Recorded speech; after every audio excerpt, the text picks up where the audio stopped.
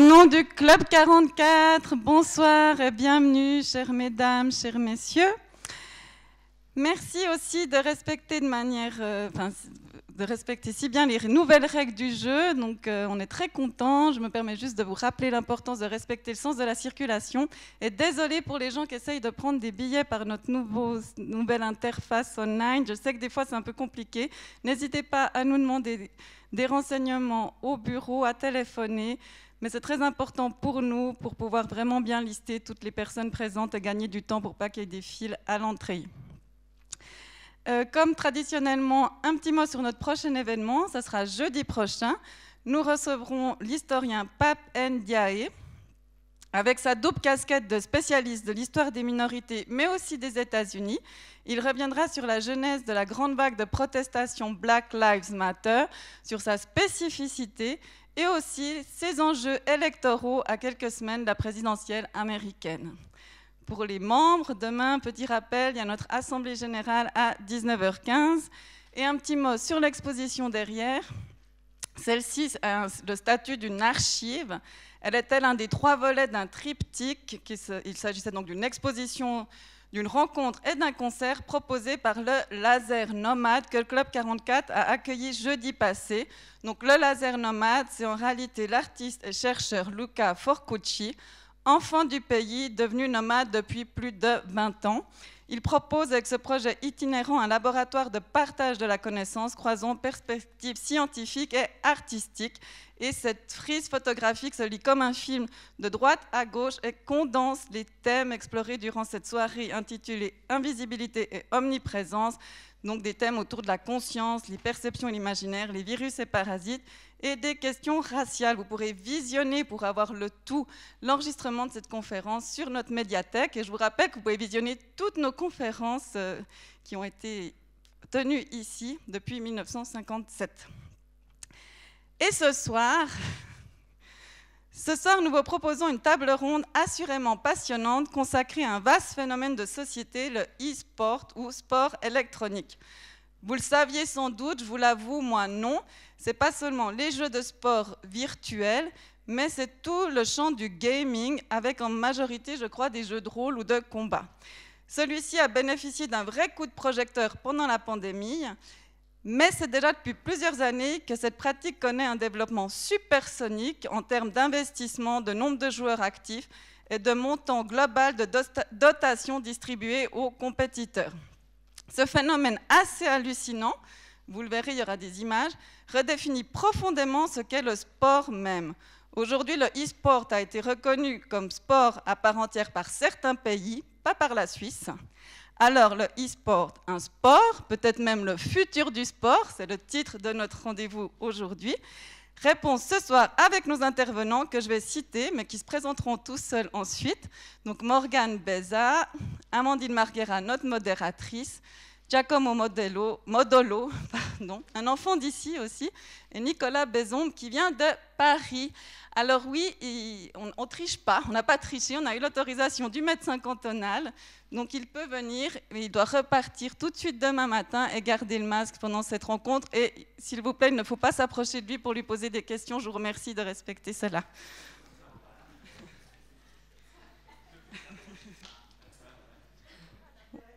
Et bonne nouvelle, nos autres conférenciers prévus de France pourront aussi venir si la situation sanitaire ne bouge pas. Ça fait donc partie des exceptions prévues dans l'ordonnance éditée par le Conseil fédéral détaillant les conditions de la quarantaine avec la France. On est vraiment heureux.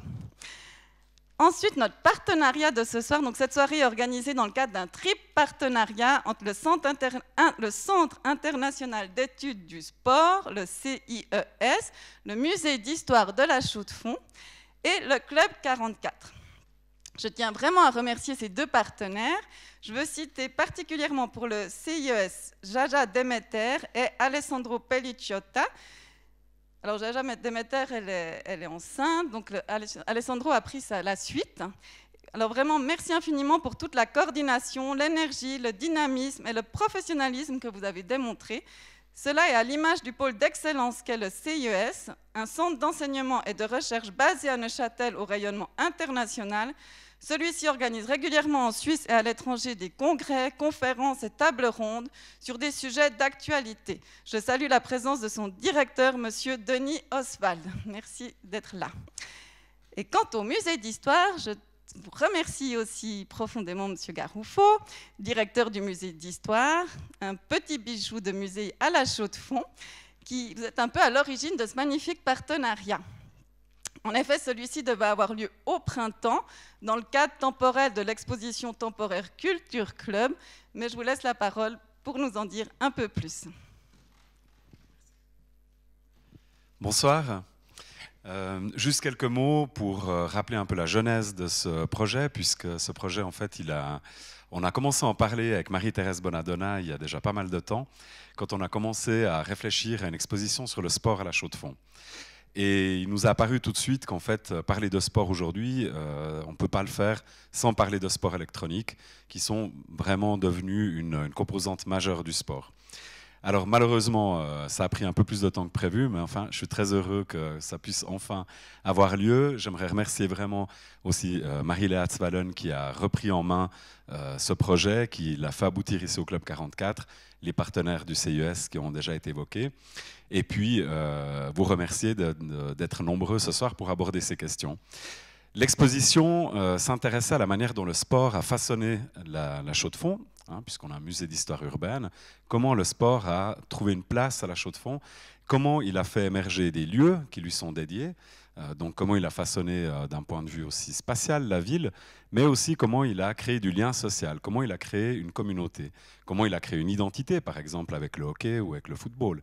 Comment il interagit aussi avec les identités de genre. Qu'est-ce que c'est que d'être une femme quand on fait du sport? Comment le sport façonne les identités de genre, la virilité, la masculinité ou la féminité. Peut-être des questions qu'on va aborder d'ailleurs ce soir. La question du e-sport est intéressante de ce point de vue, puisque par définition, ce sont des pratiques qui sont dématérialisées. Donc ces espaces créés pour le sport n'ont pas forcément lieu d'être. Et pourtant, on se rend compte que les gens continuent à se rencontrer, à partager leur passion, à vibrer ensemble dans des équipes, dans des événements qui finalement rassemblent à nouveau les gens, même autour de pratiques qui sont virtuelles. Donc il nous semblait que le sport électronique était une bonne manière de parler du sport en général, et puis de parler aussi de la manière dont ces pratiques évoluent aujourd'hui et vers quoi vont-elles. Donc on verra qu'on abordera différents grands thèmes, mais qui, me semble-t-il, tous entrent aussi en résonance avec les thèmes qui avaient été abordés dans cette exposition. Donc pour terminer, j'aimerais aussi remercier les participants à cette table ronde qui ont relevé le défi de venir parler d'un thème qui est peu connu encore.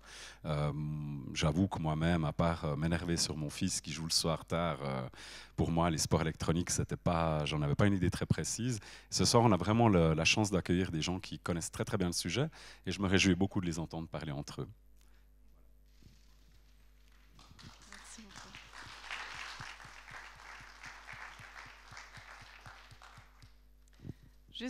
Juste un petit mot sur Amandine Sekailov Marguera, qui va prendre ensuite en main la suite de la soirée. Vous tombez dans les jeux vidéo à l'âge de 8 ans, soit en 1998, avec la console Nintendo de votre père. Puis vous étudiez l'architecture d'intérieur, mais votre vie professionnelle se déploie plus aujourd'hui dans le cadre du e-sport. Ancienne gameuse, vous êtes aujourd'hui active comme manager d'équipe, commentatrice et présentatrice de e-sport, notamment avec la RTS e-sport qui vient d'être créée, je crois. Voilà. Et je crois que c'est aussi la misogynie ambiante qui vous a fait un peu quitter peut-être le gaming, mais en tout cas, on est ravis ce soir d'avoir une gameuse, donc Morgane Beza. Vous voyez, on a voulu casser les clichés, donc il y a des femmes et des jeunes, donc on est ravis, et je vous souhaite une excellente soirée.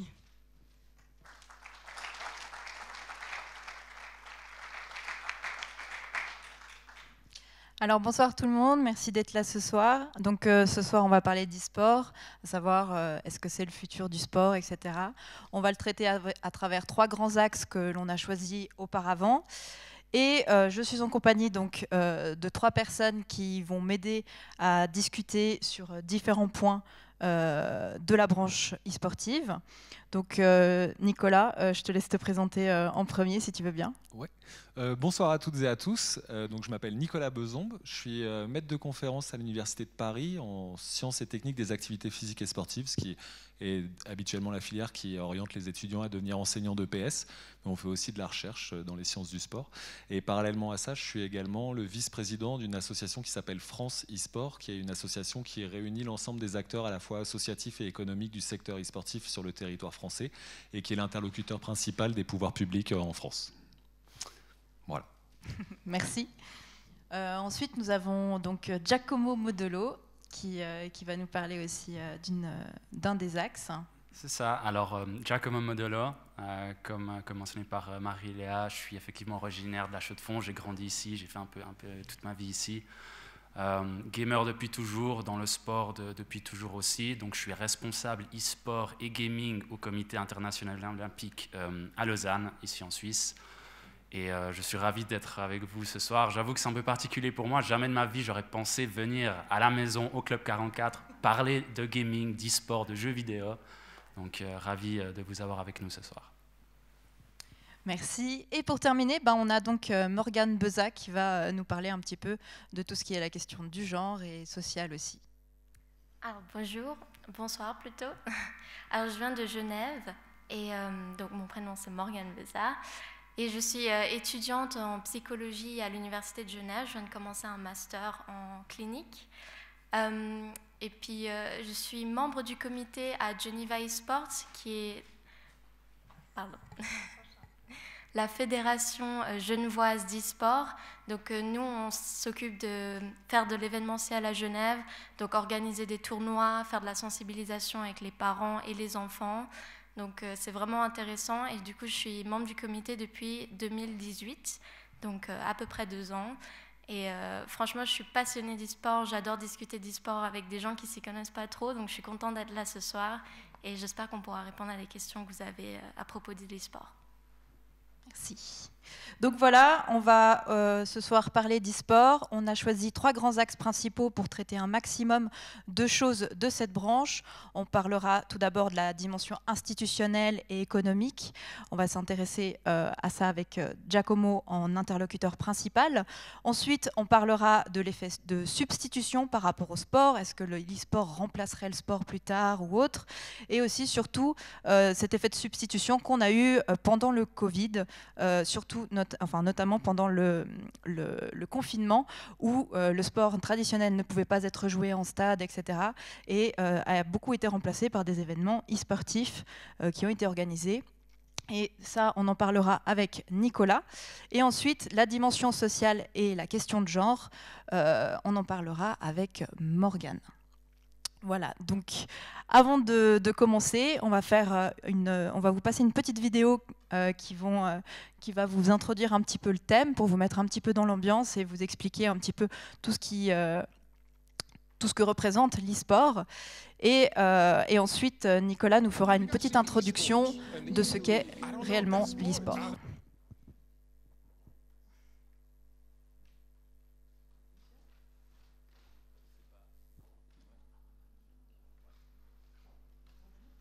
Have you guys seen esports and the E-League? I don't know if that's sports, but it's great mind savvy.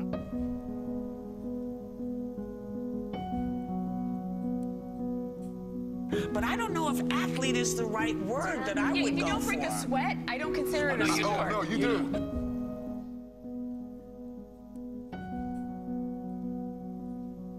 Watching people play video games isn't like watching people play football. It's like watching people play fantasy football. It is one more step removed from human activity. You understand?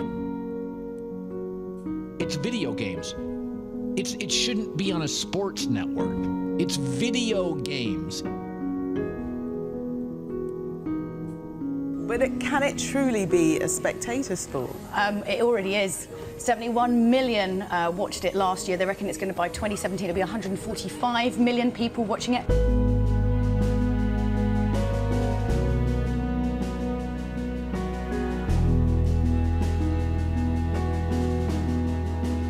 They're actually giving college scholarships for video gaming. You're kidding. And it's even gone to the point that now the government has acknowledged professional video gamers as athletes. Same way you'd watch a football match, you can hear the crowd, everyone's cheering the team on, you make friends, these are people you talk to, you play with online. It's all about community, it's being part of something that you're incredibly passionate about. Running for Barrett though right now, trying to establish vision control and force Ambition steals the Elder Dragon! He gets away!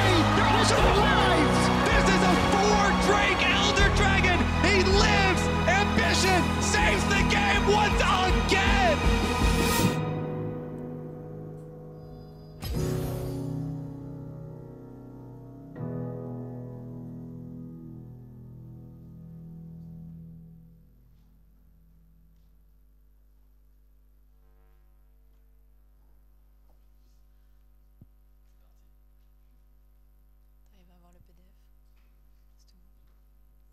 Voilà, donc en attendant qu'on trouve le PDF pour la suite. Petite vidéo, donc c'est basé sur un jeu qui s'appelle League of Legends, mais ça représente totalement la scène de l'e-sport actuellement qui est grandissante. League of Legends, c'est un jeu qui est l'un des plus populaires au monde actuellement et qui rassemble le plus de personnes avec Dota 2. Et on a pensé que cette vidéo pourrait vous mettre un petit peu dans l'ambiance de ça, de vous montrer à quel point il y a du monde sur ces jeux. Enfin, nous, on appelle ça des viewers, donc c'est des personnes qui regardent en ligne les compétitions, etc. Donc maintenant, on va vous expliquer un petit peu, enfin Nicolas va vous expliquer un petit peu, grosso modo, ce qu'est l'e-sport pour tout néophyte. Donc rebonsoir. Donc l'objectif juste de cette petite présentation, que je vais vouloir la plus courte possible, c'est juste de faire en sorte qu'on soit tous et toutes d'accord sur les termes que l'on utilise, de savoir de quoi on parle. Donc essayer de dresser, on va dire, des aspects définitionnels et historiques de la pratique pour qu'on ait ce petit panorama de l'e-sport, et puis ensuite essayer d'introduire quelques problématiques qui sont en lien avec les trois sujets qu'on a décidé d'aborder ce soir. Donc sur les questions de présentation et de définition, j'aime bien généralement commencer avec une petite chronologie de l'e-sport. Peut-être pour la plupart d'entre vous, l'e-sport c'est un phénomène, une pratique dont vous entendez parler depuis finalement assez peu de temps. Ça fait peut-être 3, 4, 5 ans dont vous en entendez parler. Notamment un jeu comme Fortnite a permis notamment de pas mal démocratiser et populariser l'e-sport. Juste, je voulais rappeler que les premières traces de compétition de jeux vidéo en fait, ont émergé avec le jeu vidéo lui-même, c'est-à-dire que le jeu vidéo a émergé dans les laboratoires de recherche nord-américains à la fin des années 60 principalement, et dès les premiers jeux vidéo, on a déjà eu des compétitions. Alors, l'histoire de l'e-sport et de ces compétitions de jeux vidéo, elle est très liée au développement technologique. Les premières années, dans les années 70, c'est les bandes d'arcade qui ont inondé notamment le territoire nord-américain dans les centres commerciaux, les malls, et puis sur des jeux tels que Pac-Man ou Donkey Kong pour ceux qui, en tout cas les plus âgés d'entre nous, qui s'en souviennent et qui ont pu essayer.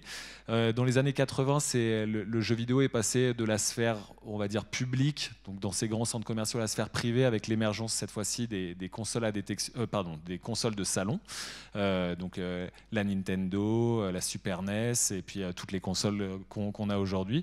Et puis dans les années 90, c'est notamment les micro-ordinateurs, les ordinateurs personnels, et puis Internet, notamment les connexions personnelles qui sont arrivées dans les foyers et qui ont permis tout d'un coup à tout à chacun de pouvoir se confronter de chez soi à n'importe quel moment du jour ou de la nuit et à n'importe quel endroit du monde. Et si pendant ces 30 premières années, l'e-sport c'était plutôt une pratique, ou en tout cas ces compétitions e-sportives étaient très épisodiques, c'est-à-dire il n'y avait pas de structuration, c'était un événement qui existait une fois et puis qui ne perdurait pas. À partir de la fin des années 90, c'est là où on a vu la première phase de structuration de l'e-sport avec les premières ligues, les premiers championnats récurrents qui ont commencé à apparaître un peu partout dans le monde, dans 3 grandes zones géographiques, à savoir l'Asie du Sud-Est, l'Europe et puis l'Amérique du Nord. Donc des ligues telles que à l'époque c'était les WCG en Corée du Sud principalement, ça a été l'ESL en Allemagne, ça a été l'ESWC en France, la DreamHack dans les pays scandinaves et en Suède plus particulièrement. Et pendant une dizaine d'années, l'e-sport est resté un phénomène de niche finalement, où seuls les aficionados, ceux qui pratiquaient, étaient au courant de finalement ce phénomène. Puis à la fin des années 2000-2008, la crise financière qui a touché le monde entier. L'e-sport, on y reviendra, mais est énormément fondé sur des financements privés et du sponsoring. Et donc ces sponsors ont aussi été touchés par la crise financière. Donc l'e-sport a connu une forte récession à cette période-là. Et à partir des années 2010, ce qui a fait tout changer, ce qui a popularisé, démocratisé l'e-sport principalement, c'est l'émergence de ce qu'on appelle les plateformes de streaming, les plateformes de diffusion et de rediffusion, telles que YouTube et Twitch en Occident notamment. Et puis il y a eu un phénomène d'accélération depuis 2014, avec des investissements massifs financiers qui ont permis de professionnaliser à la fois les joueurs, mais aussi tous les acteurs autour, que ce soit les organisateurs d'événements, les staffs autour des joueurs, spectacularisant finalement les compétitions, attirant de nombreuses audiences, de nombreux spectateurs, attirant de nouveaux investisseurs qui voulaient finalement gagner de la visibilité, et on est rentré dans une sorte d'effet boule de neige. Donc voilà un petit peu pour retracer très rapidement la genèse de l'e-sport. Ouais. Sur la question de la définition, généralement j'aime bien partir des confusions. C'est qu'il y a deux confusions assez courantes quand on parle d'e-sport, et comme ça au moins on sera bien sûr qu'on parle tous de la même chose ce soir. La première, qui est une confusion assez courante finalement, c'est... Alors, ouais, je suis désolé si les vidéos saccadent un peu, c'est pas censé saccader, mais la première confusion, c'est de penser que l'e-sport, et ça a été évoqué en introduction, ce ne serait que les jeux qui simulent des pratiques sportives réelles existantes. Donc le football avec FIFA, le basket avec NBA 2K, le skate par exemple avec Tony Hawk Pro Skater, le football américain avec NFL et ainsi de suite. Ici, dans ce cas-là, les gens associent finalement l'e-sport à un genre vidéoludique, c'est-à-dire un type de jeu dont la thématique est le sport. Et donc, c'est effectivement le cas, il existe de l'e-sport sur ces jeux-là, mais on le verra, c'est finalement pas ce qui est le plus important dans l'e-sport. Et puis, finalement, c'est assez réducteur. Ça, c'est assez courant comme confusion. Il y a une deuxième confusion qui est un peu moins courante, mais que dans le monde du sport, on rencontre assez souvent. C'est cette fois-ci d'associer l'idée que l'e-sport correspondrait à toutes les pratiques physiques qui sont supportées par des outils vidéoludiques et technologiques. C'est ce que dans la littérature scientifique on appelle les exergames, la contraction de exercise et games, ça veut dire les jeux vidéo dans lesquels on fait de l'exercice et dans lesquels le corps et notamment la motricité n'est plus simplement réduite que aux membres supérieurs du corps, mais cette fois-ci à l'ensemble du corps où le corps devient la manette. C'est généralement les consoles à détection de mouvement qui permettent cela, comme la Wii, la Kinect ou la Move. Et donc dans ce cas-là, les gens associent l'idée d'e-sport non plus à un genre vidéoludique, mais à une plateforme, à un support de jeu que sont ces consoles à détection de mouvement. Comme vous pouvez le voir, c'est assez intéressant parce que mine de rien, ces exergames, on peut les utiliser dans des objectifs de performance, on peut les utiliser dans des objectifs d'éducation, on peut aussi les utiliser dans des objectifs de bien-être ou assez ludiques. En fait, finalement, lorsque l'on parle d'e-sport, une définition que j'aime bien donner, c'est l'ensemble des pratiques qui permettent à des joueurs de se confronter par l'intermédiaire d'un jeu vidéo. C'est une définition assez large. Généralement, ces confrontations, elles ont lieu lors de compétitions qui sont organisées, donc avec tout un système institutionnel autour de la compétition. Ces confrontations, elles peuvent être de l'ordre du duel d'individus, comme c'est le cas au-dessus, sur des jeux de combat, là en l'occurrence, un jeu qui s'appelle Street Fighter, ou des duels d'équipe, comme c'est le cas en bas, sur un jeu dont on va certainement pas mal parler pendant toute la soirée, qui est League of Legends. Et maintenant, avec les Battle Royale, comme Fortnite, c'est plus des duels d'individus ni des duels d'équipe, on est même sur du chacun pour soi finalement, où c'est une centaine de joueurs qui s'affrontent sur une même arène virtuelle et le vainqueur sera celui qui restera en vie virtuellement, bien évidemment, à la fin de la partie. Sur quel jeu est-ce qu'on pratique l'e-sport? Là, je vais reprendre une analogie avec le monde du sport. Lorsque l'on parle de sport, en fait, c'est un ensemble de disciplines sportives. Si je prends le sport, par exemple, vous avez les sports de raquettes, les sports collectifs de petits terrains, de grands terrains, les sports de combat, l'athlétisme, la gymnastique et ainsi de suite. Avec l'e-sport, c'est la même chose. Vous avez des disciplines e-sportives, des grandes disciplines e-sportives. Je ne sais pas si on voit très bien. Vous avez en vert clair les jeux de course automobile, en vert les jeux de sport, en bleu clair les jeux de combat, en bleu plus foncé les jeux de tir. En violet les jeux en arène de combat, ce qu'on appelle les MOBA, en rose les jeux de stratégie en temps réel, en rouge les jeux de rôle, en orange des jeux de cartes, en jaune des jeux de réflexion, et puis vous avez une pratique un petit peu marginale qu'on peut qualifier de solo superplay, sur laquelle je ne reviendrai pas particulièrement. Et puis comme dans le sport, chaque discipline sportive se subdivise en un ensemble d'épreuves. Si je prends l'athlétisme, vous avez les courses, les sauts, les lancers. Dans les courses, vous avez le sprint, le demi-fond, le fond. Dans le sprint, vous avez le 60 mètres, le 100 mètres, le 110 mètres et le 200 et ainsi de suite. Et bien avec l'e-sport, c'est la même chose. Chaque discipline e-sportive se subdivise en une multitude de jeux qui sont pratiqués de manière compétitive. Aujourd'hui, on comptabilise à peu près à peu près 500 jeux qui ont été ou sont encore pratiqués de manière compétitive. Et comme vous pouvez le voir en vert, ce qui représente les jeux de sport, je vous le disais tout à l'heure, ce n'est qu'une infime minorité finalement de l'ensemble des jeux qui sont pratiqués de manière compétitive. Et les Exergames, on va plutôt les retrouver, si je ne dis pas de bêtises, ici. Et là aussi, vous voyez que c'est finalement qu'une petite feuille au milieu de l'arbre. Et comme dans le sport, vous avez des sports qui sont plus populaires et des sports qui sont plus confidentiels. Les sports les plus populaires le sont parce que vous avez plus de pratiquants et que ce sont les sports qui font les plus d'audience lors des grands événements internationaux dans les médias. Et bien dans l'e-sport, c'est la même chose, en prenant différents critères, que ce soit le nombre de joueurs, que ce soit les gains financiers, le nombre d'heures regardées par les audiences, le nombre de chaînes qu'ils diffusent, le nombre de tournois et ainsi de suite. Eh bien, on est capable de finalement dresser une sorte de hiérarchie des jeux qui sont les plus populaires. Et vous voyez qu'il y a 4 jeux qui ressortent du lot, qui sont League of Legends, un jeu en arène de bataille, CSGO, qui est Counter-Strike, un jeu de tir, Rainbow Six, un jeu de tir, et Dota 2, un jeu comme League of Legends en arène de bataille. Puis vous avez d'autres jeux que peut-être vous connaissez, StarCraft, un jeu de stratégie, Fortnite, Rocket League, qui est un jeu d'arcade de petites voitures qui font du foot, d'autres jeux de tir, et ainsi de suite. Et vous voyez, le premier jeu de sport, il apparaît ici, c'est seulement FIFA 20, qui est à cet endroit-là, et vous voyez vraiment qu'il y a une vraie différence. Sur les aspects économiques, je ne vais pas trop rentrer dans le détail, mais juste pour vous dire que pourquoi est-ce qu'on parle beaucoup d'e-sport d'un point de vue économique, c'est parce que c'est un secteur qui, aujourd'hui, on évalue à peu près $1 milliard l'ensemble du marché de l'e-sport au niveau international. Ce qui peut paraître énorme, mais si on le compare au marché du sport, c'est ridicule, puisque le marché du sport professionnel, on l'évalue à peu près entre 500 milliards et 700 milliards selon les différentes études. Donc c'est 1/500e du sport, donc c'est vraiment assez petit. Mais par contre, c'est une industrie qui connaît une très forte croissance, comme vous pouvez le voir ici, avec des évaluations pour 2023 qui sont à plus d'1,5 milliard. Mais ça reste encore assez petit. Au niveau de l'écosystème, c'est peut-être ça qui va commencer à devenir intéressant, c'est finalement comment est constitué cet écosystème. Vous avez des joueurs de jeux vidéo qui vont représenter des équipes, parfois des franchises. On a un modèle assez nord-américain de ligue fermée qui se développe sur certains jeux. Ces franchises et ces équipes, elles participent, en tout cas elles jouent à des jeux vidéo, et ces jeux vidéo, ils sont organisés en compétition, en tournoi et en ligue. Ces jeux vidéo, la grande particularité par rapport au monde du sport, et c'est peut-être ce qui le différencie drastiquement du sport tel qu'on le connaît, c'est que ces jeux vidéo sont des biens privés qui appartiennent à des éditeurs de jeux. C'est-à-dire que ce sont la propriété intellectuelle de ces éditeurs de jeux. Généralement, là, je prends une autre analogie plutôt avec celle du cinéma. Si par exemple, demain, j'achète le DVD d'Avengers, vous savez, les super-héros, et que je commence à utiliser ce DVD, à dire à des gens de venir chez moi pour le regarder et leur faire payer l'entrée, eh bien, c'est normal que le producteur qui est derrière, à savoir Marvel, vienne dire « Attendez, vous êtes en train d'utiliser ma propriété intellectuelle, c'est notre film, vous ne pouvez pas faire ce que vous voulez. » Avec l'e-sport, c'est la même chose. Les jeux vidéo appartiennent à ces éditeurs, et donc les éditeurs sont les régulateurs de ce qui se passe sur leurs jeux vidéo. Ces tournois et ces ligues ensuite sont diffusés sur des médias, ils sont parfois organisés aussi par des opérateurs différents. Et puis ensuite vous avez des marques qui vont venir soit sponsoriser directement les joueurs, soit les franchises et les équipes, soit qui vont faire des partenariats avec les éditeurs de jeux directement, comme ça a été le cas par exemple avec la NFL, la ligue de football américain nord-américaine, qui avec Epic Games, l'éditeur du jeu Fortnite, a fait un partenariat pour que les maillots des équipes de football américain soient à l'intérieur du jeu.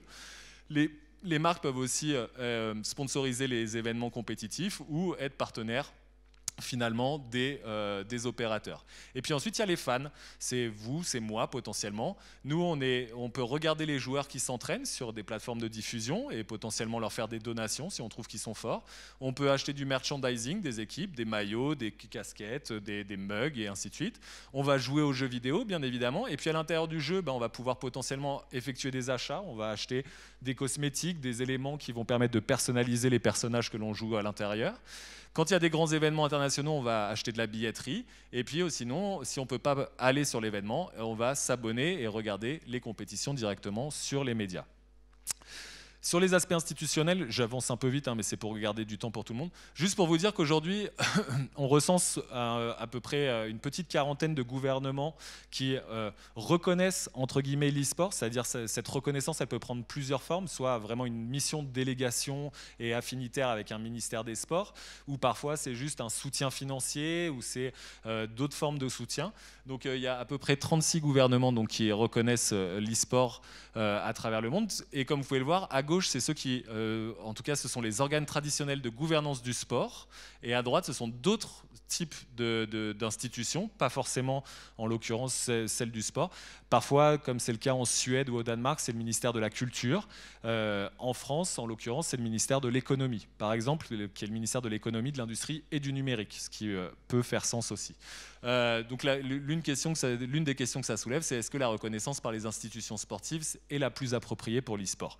Je pense que Giacomo, en tout cas, abordera ce sujet-là peut-être. Juste, je mets une petite limite, c'est que c'est très difficile de trouver des sources fiables sur les sites institutionnels des fois, donc voilà, je fais attention. Il y a des associations nationales, on a évoqué la Fédération Suisse, j'ai évoqué Francisport. Vous voyez qu'il y a énormément d'associations nationales à travers le monde, des associations internationales, continentales, régionales. Et puis une grande particularité, c'est que comme l'e-sport n'est pas toujours un sport, vous avez dans certains pays où il y a plusieurs fédérations nationales. Je prends le cas de l'Italie, que vous voyez ici, là, l'Italie, vous en avez une ici, une deuxième ici, une troisième là, une quatrième là et une cinquième là. Vous avez 5 associations nationales censées être représentatives juste en Italie.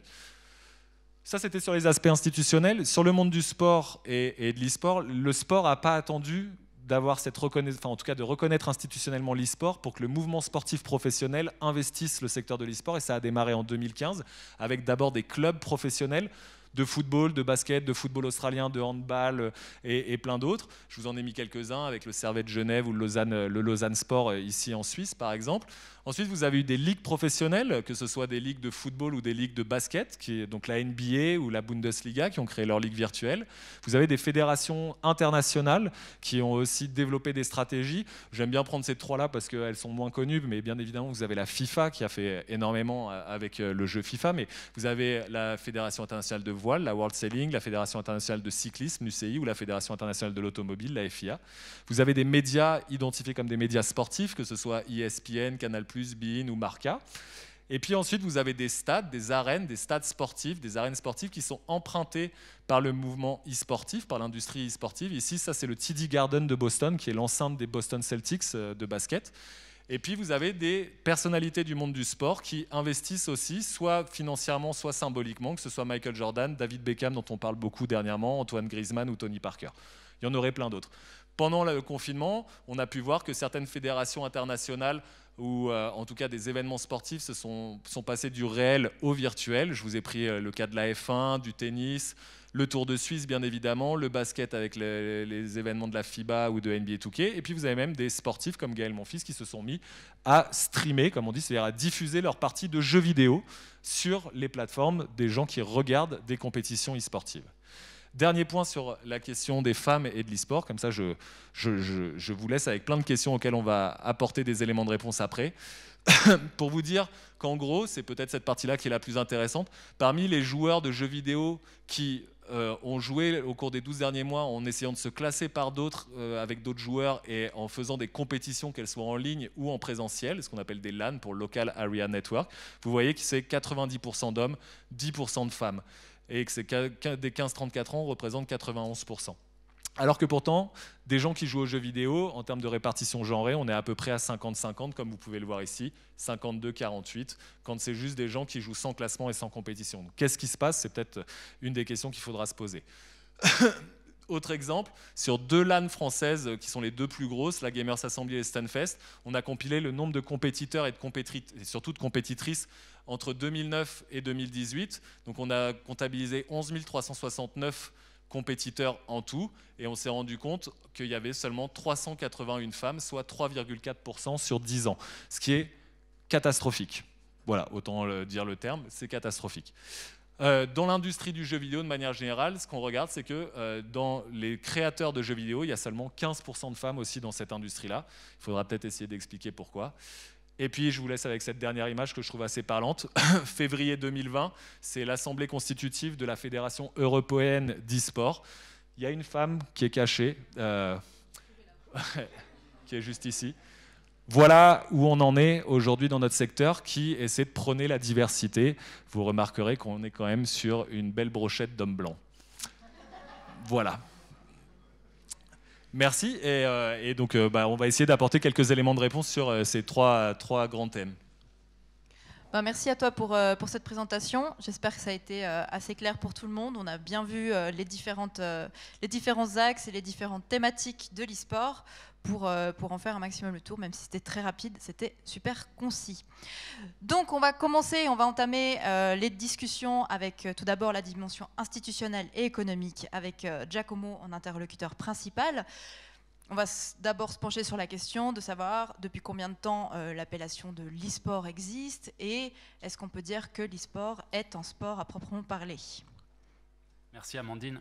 Alors, la première question, c'est depuis quand est-ce qu'on parle d'e-sport tout simplement, donc de sport électronique. Donc on s'accorde à dire que les premières compétitions de jeux vidéo, et Nicolas pourra me corriger si je me trompe, datent, donc, comme il a dit, début des années 70, les années 80. Et ça a vraiment commencé sur les bornes d'arcade. Parce qu'en fait, on a eu les premiers jeux qui affichaient le meilleur score pour la première fois pendant les années 80. On peut penser à des jeux comme Space Invaders, par exemple, où pour la première fois, en fait, les joueurs pouvaient comparer leurs performances avec d'autres joueurs.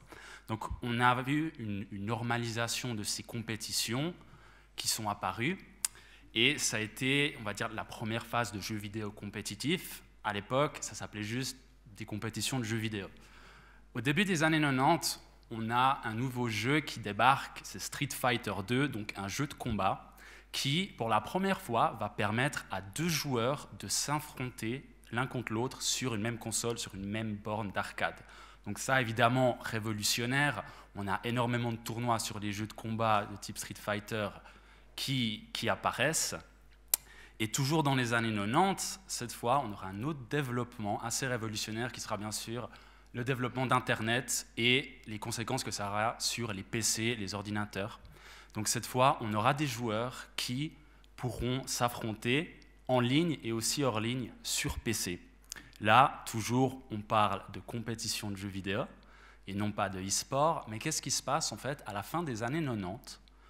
En Corée du Sud, on a en fait un gouvernement coréen qui décide de développer l'accès à Internet à travers tout le territoire pour plusieurs raisons, notamment en réponse en fait à la crise asiatique de 1997. Donc, ce qui s'est passé en Corée du Sud, c'est qu'on a vu le territoire bondé en fait de ce qu'on appelle là-bas PC Bangs. Vous connaissez peut-être Internet Café, on parle de ça, parce qu'évidemment, l'ordinateur personnel à l'époque coûtait un bras, donc les gens en fait allaient dans ces cafés Internet, et au même moment, à la fin des années 90, on a l'éditeur américain Blizzard qui développe le jeu StarCraft, et ce jeu en question en fait va se retrouver littéralement sur tous les ordinateurs de Corée.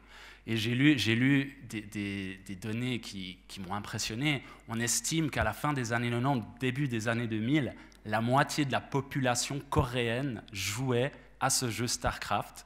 Alors c'est intéressant de se demander pourquoi. Certains diront que c'était lié au taux de chômage, qui était une conséquence de la crise asiatique. D'autres diront que le jeu StarCraft convenait parfaitement à la culture coréenne, qui en fait s'intéressait énormément aux jeux complexes, à ces jeux, à ces casse-têtes, et qui pour la première fois, en fait, vous voyez ces jeux prendre forme virtuellement par ce jeu StarCraft. Donc en fait, on a des jeunes Coréens qui jouent énormément à ce jeu vidéo, d'une part, mais surtout, on a pour la première fois, en fait, un public en masse qui s'intéresse à regarder ces compétitions.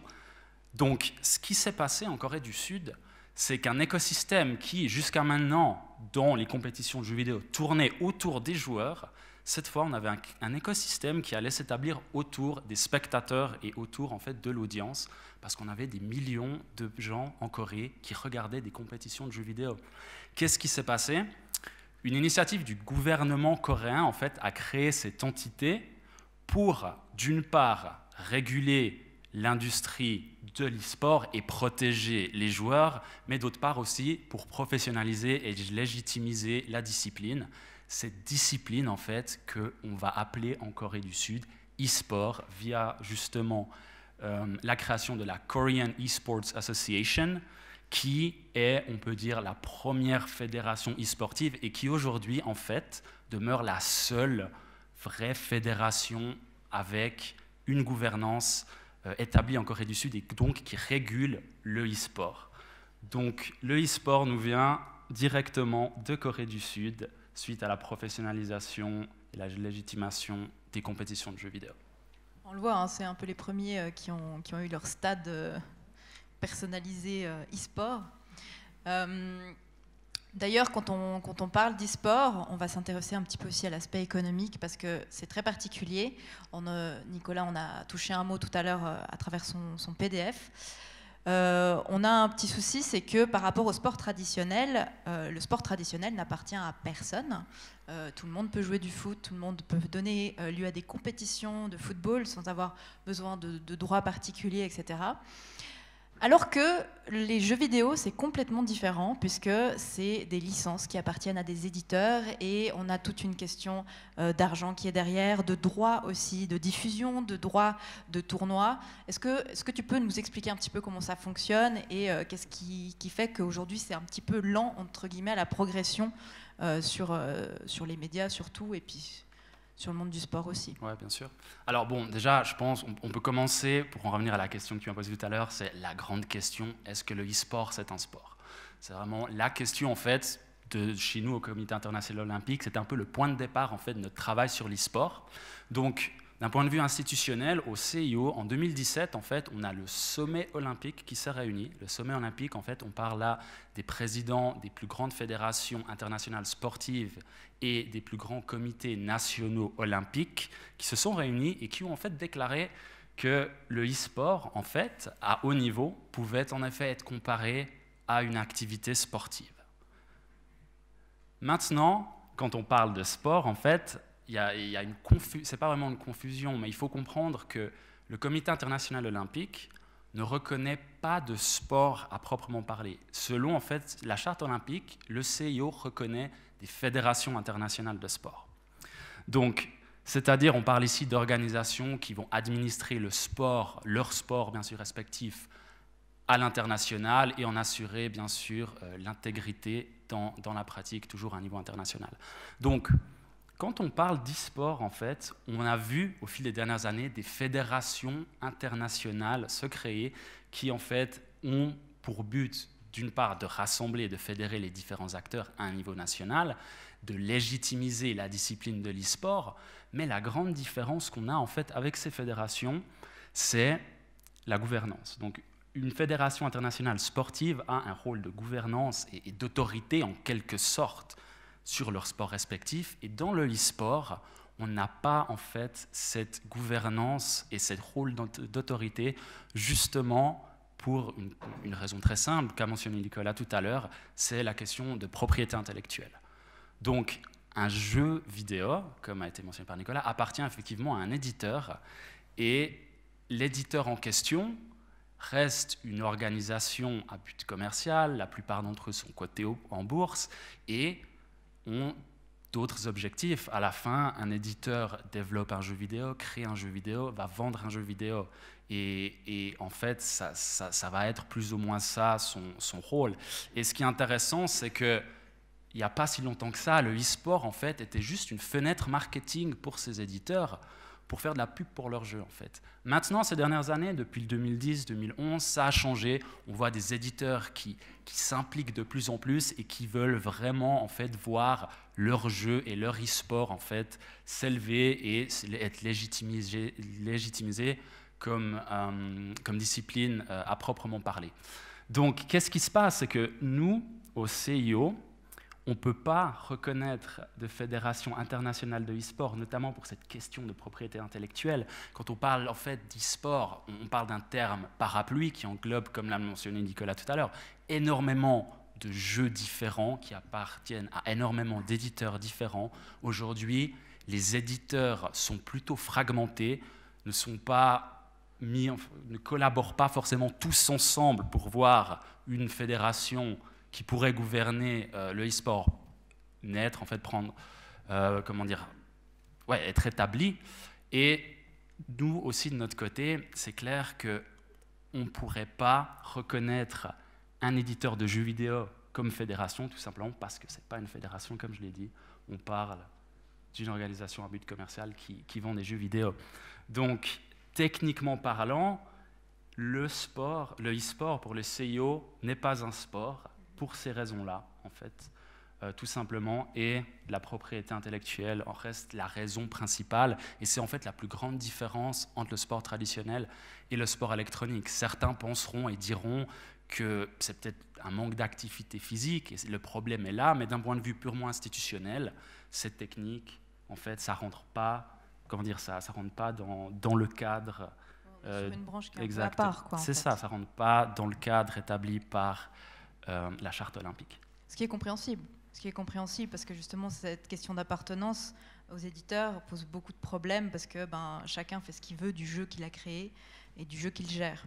Mais d'ailleurs, je pense que c'est une des problématiques pour lesquelles on a cette question qui revient toujours, c'est l'e-sport aux Jeux Olympiques, ou autrement, est-ce que, au même titre, est-ce qu'il y aurait peut-être des Jeux Olympiques d'e-sport, spécifiquement comme on a des JO d'hiver, d'été, ou peut-être des JO d'e-sport, ou est-ce qu'on mêlerait les JO l'e-sport aux JO, la possibilité de le faire ou pas. Je pense que justement, avec la réponse précédente, on sait que ça peut porter préjudice, entre guillemets, pour ce genre d'intégration. Alors, la première question, bien sûr, c'est une question qui revient tout le temps, c'est est-ce qu'on pourrait voir le e-sport aux Jeux Olympiques? Donc, le e-sport, comme je l'ai dit, en tant que terme parapluie, non, et ce n'est pas l'objectif en fait. Le CIO s'est mis à travailler là-dessus depuis maintenant 2017, et l'objectif n'est pas d'intégrer le e-sport au programme olympique.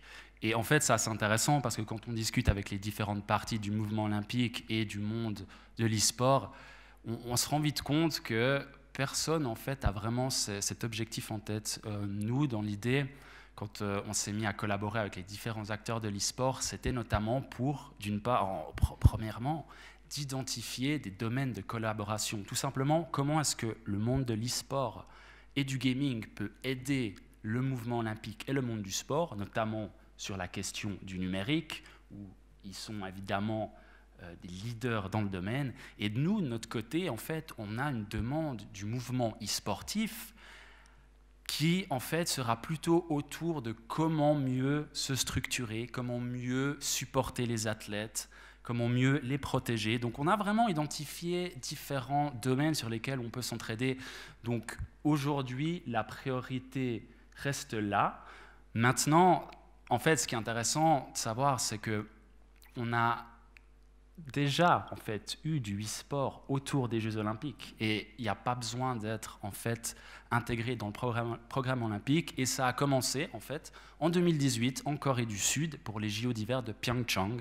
On a notre partenaire Intel, donc constructeur de processeurs d'ordinateurs, qui a profité en fait de l'occasion d'avoir les JO en Corée pour célébrer le e-sport, pour célébrer le jeu vidéo compétitif. Donc ce qui s'est passé, c'est que notre partenaire Intel, en fait, a organisé cette compétition juste avant la cérémonie d'ouverture. Et l'objectif était, en fait, de voir si on pouvait rassembler les gamers et les fans de StarCraft, notamment en Corée du Sud, et les rapprocher des Jeux Olympiques.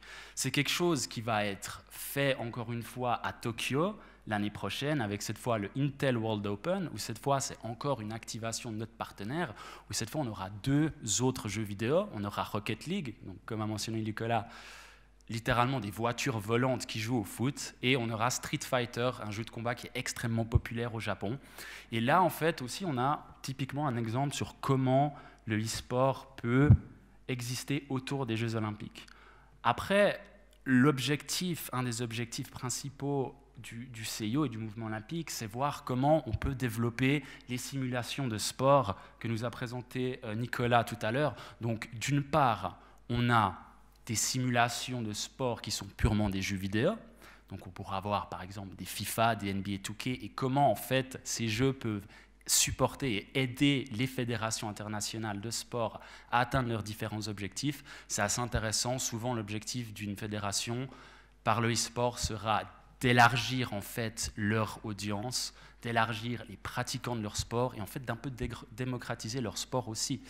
Donc ça c'est d'une part le gaming, mais d'un autre aussi évidemment un aspect plus lié à la technologie qui nous intéresse énormément, c'est les exergames, c'est tout ce qui est l'activité physique autour de certaines simulations.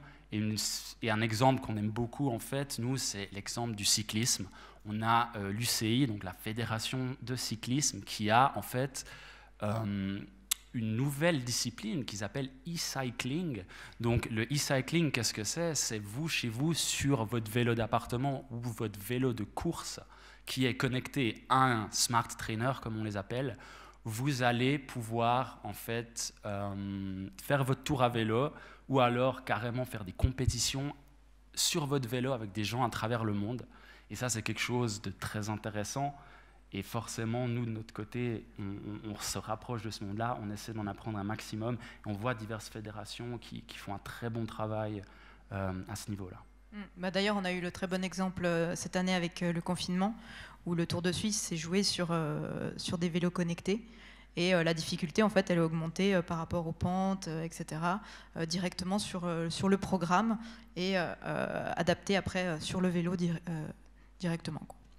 Donc c'était ultra intéressant à voir et de voir que justement, même sans le fait de ne pas pouvoir exécuter, alors c'est pas la même situation, c'est pas les mêmes difficultés qu'un réel Tour de Suisse, mais il y a quand même eu la possibilité de l'exécuter de manière virtuelle. Bien sûr, et si je peux rajouter, ce qui était très intéressant, c'est qu'on avait des cyclistes qui ont adoré les simulations, qui ont profité vraiment du confinement pour faire que ça, et d'autres qui détestent ça, qu'on se le dise. Il y a des cyclistes qui, pour eux, le vélo se fait dehors, se fait pas à la maison. Donc c'est très intéressant en fait, de voir les différents avis, même des athlètes en fait. Oui, parce que déjà, le but du sport, c'est la dépense physique, mais c'est aussi, quand on parle de cyclisme ou de course, c'est d'être dehors, quoi. Donc, et puis là, de se retrouver enfermé, c'est un petit peu paradoxal. Je ne sais pas si Nicolas ou Morgane, vous voudriez ajouter quelque chose sur cette thématique ou par rapport à ce qu'a soulevé Jack. Enfin, je dis Jack, mais son pseudo dans les jeux vidéo, c'est Jack Meister, si jamais, c'est pour ça que... Ouais, moi, je voulais juste rajouter un point que je trouve assez intéressant, c'est peut-être d'essayer de comprendre pourquoi est-ce que finalement l'e-sport est à la recherche, entre autres, de cette reconnaissance institutionnelle, parce que ça peut ne pas paraître évident pour tout le monde, quoi. C'est que, en fait, finalement, cette reconnaissance par les pouvoirs publics, elle l'offrirait notamment, que ce soit le monde du sport ou pas, elle offrirait à l'e-sport finalement des avantages qui lui permettraient de se structurer. Je vous ai mis une liste qui est non exhaustive des initiatives qui soit existent déjà, soit qui seraient utiles, en tout cas pour le monde de l'e-sport. Donc l'idée, c'est que l'e-sport, en se rapprochant des pouvoirs publics, ils cherchent à ce qu'il y ait des politiques publiques qui soient mises en place, comme on peut le voir pour le sport ou pour d'autres secteurs d'activité, que ce soit par exemple de pérenniser l'écosystème et de le structurer, que ça, en fait, créer un parcours qui soit le plus lisible possible du joueur de loisirs qui commence chez lui et qui joue pendant que ses parents sont en train de faire à manger, ça inquiète un petit peu les parents, jusqu'au plus haut niveau, jusqu'au professionnel, ce qui permettrait de détecter les talents le plus tôt possible. Donc cette idée de détection et de développement des talents qui est énormément prépondérante en Corée du Sud avec la KESPA qu'évoquait Jack, que ce soit des questions de visa, c'est-à-dire que les joueurs voyagent à travers le monde, et donc avoir des politiques publiques qui reconnaissent cette pratique-là, ça permet d'avoir des visas, notamment des joueurs asiatiques qui viendraient pour des compétitions en Occident ou sur le territoire européen. Là, on l'évoquait en toute introduction, c'est que l'e-sport, même si c'est une pratique qui est fondamentalement numérique, c'est une pratique qui réunit des gens de tout temps. Toutes les compétitions de jeux vidéo qui ont existé, elles ont toujours réuni les gens en physique, même si ça se passe dans un univers virtuel.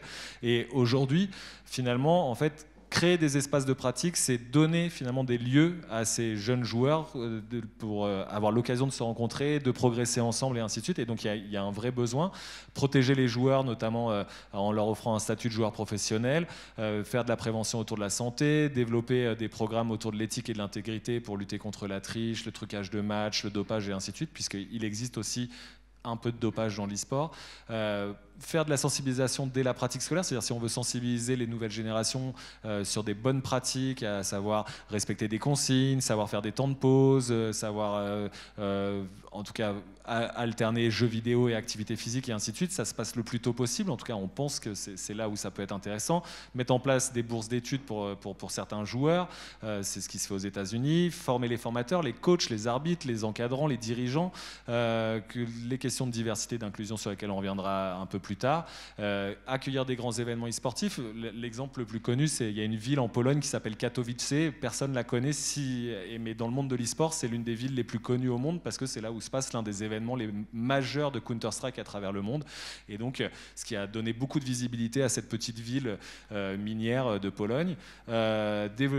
Permettre le développement économique à travers l'innovation, l'attractivité et ainsi de suite, des subventions pour le secteur ou encore des exemptions de services militaires comme c'est le cas en Corée du Sud. Donc finalement, il y a un intérêt pour ce secteur à vouloir se rapprocher des pouvoirs publics, mais c'est pas toujours évident parce que les pouvoirs publics sont pas forcément conscients de tout cet intérêt que peut avoir la mise en place de politiques publiques pour le secteur. C'est ça, ça prend du temps et ça prendra le temps qu'il faut. On espère que ça avancera et qu'on aura tous ces cadres entre guillemets dont on a besoin pour une pratique saine en fait entre guillemets de l'e-sport et puis surveiller et réglementer. Tu voulais ajouter aussi quelque chose peut-être ? Oui, moi ce que je voulais ajouter c'est que peut-être il y a des gens qui sont encore confus en ce qui concerne pourquoi le lien entre sport et e-sport de base en fait. Et je pense qu'il y a des gens qui ne sont pas au courant, notamment peut-être vous, que quand même le sport et l'e-sport ont beaucoup de points communs, notamment le fait que les joueurs s'entraînent énormément. Il y a vraiment un entraînement qui est constant. Il y a des camps d'entraînement pour les jeux vidéo. Les professionnels, ils ont des coachs sportifs aussi pour être sûr que les joueurs soient en bonne santé vu que justement ils jouent souvent. Il peut y avoir aussi des coachs psychologiques pour ce qui est de gérer sa rage dans les jeux vidéo typiquement. Et puis voilà, il y a le fair play, il y a le team play, tout ça, et c'est vraiment important de voir qu'ils ont beaucoup de points communs, et c'est pour ça qu'aujourd'hui il y a cette thématique de est-ce que ça peut être considéré comme un sport ? Ouais, l'esprit sportif qui est clairement présent dans l'e-sport aussi, et qui fait que justement ça se rapproche. Et ça me permet d'introduire la prochaine thématique, du coup, avec toi Nicolas, sur l'effet de substitution par rapport au sport. La première problématique qui est justement de savoir est-ce qu'un jour on peut craindre que l'e-sport en fait remplace le sport traditionnel, même si on connaît un peu la réponse. Non, mais c'est une question que les gens se posent et elle est légitime et à juste titre parce qu'effectivement, notamment certains dirigeants de grands clubs sportifs ont émis leurs craintes sur le fait que, en tout cas, l'e-sport, ils considéraient que c'était un concurrent du sport.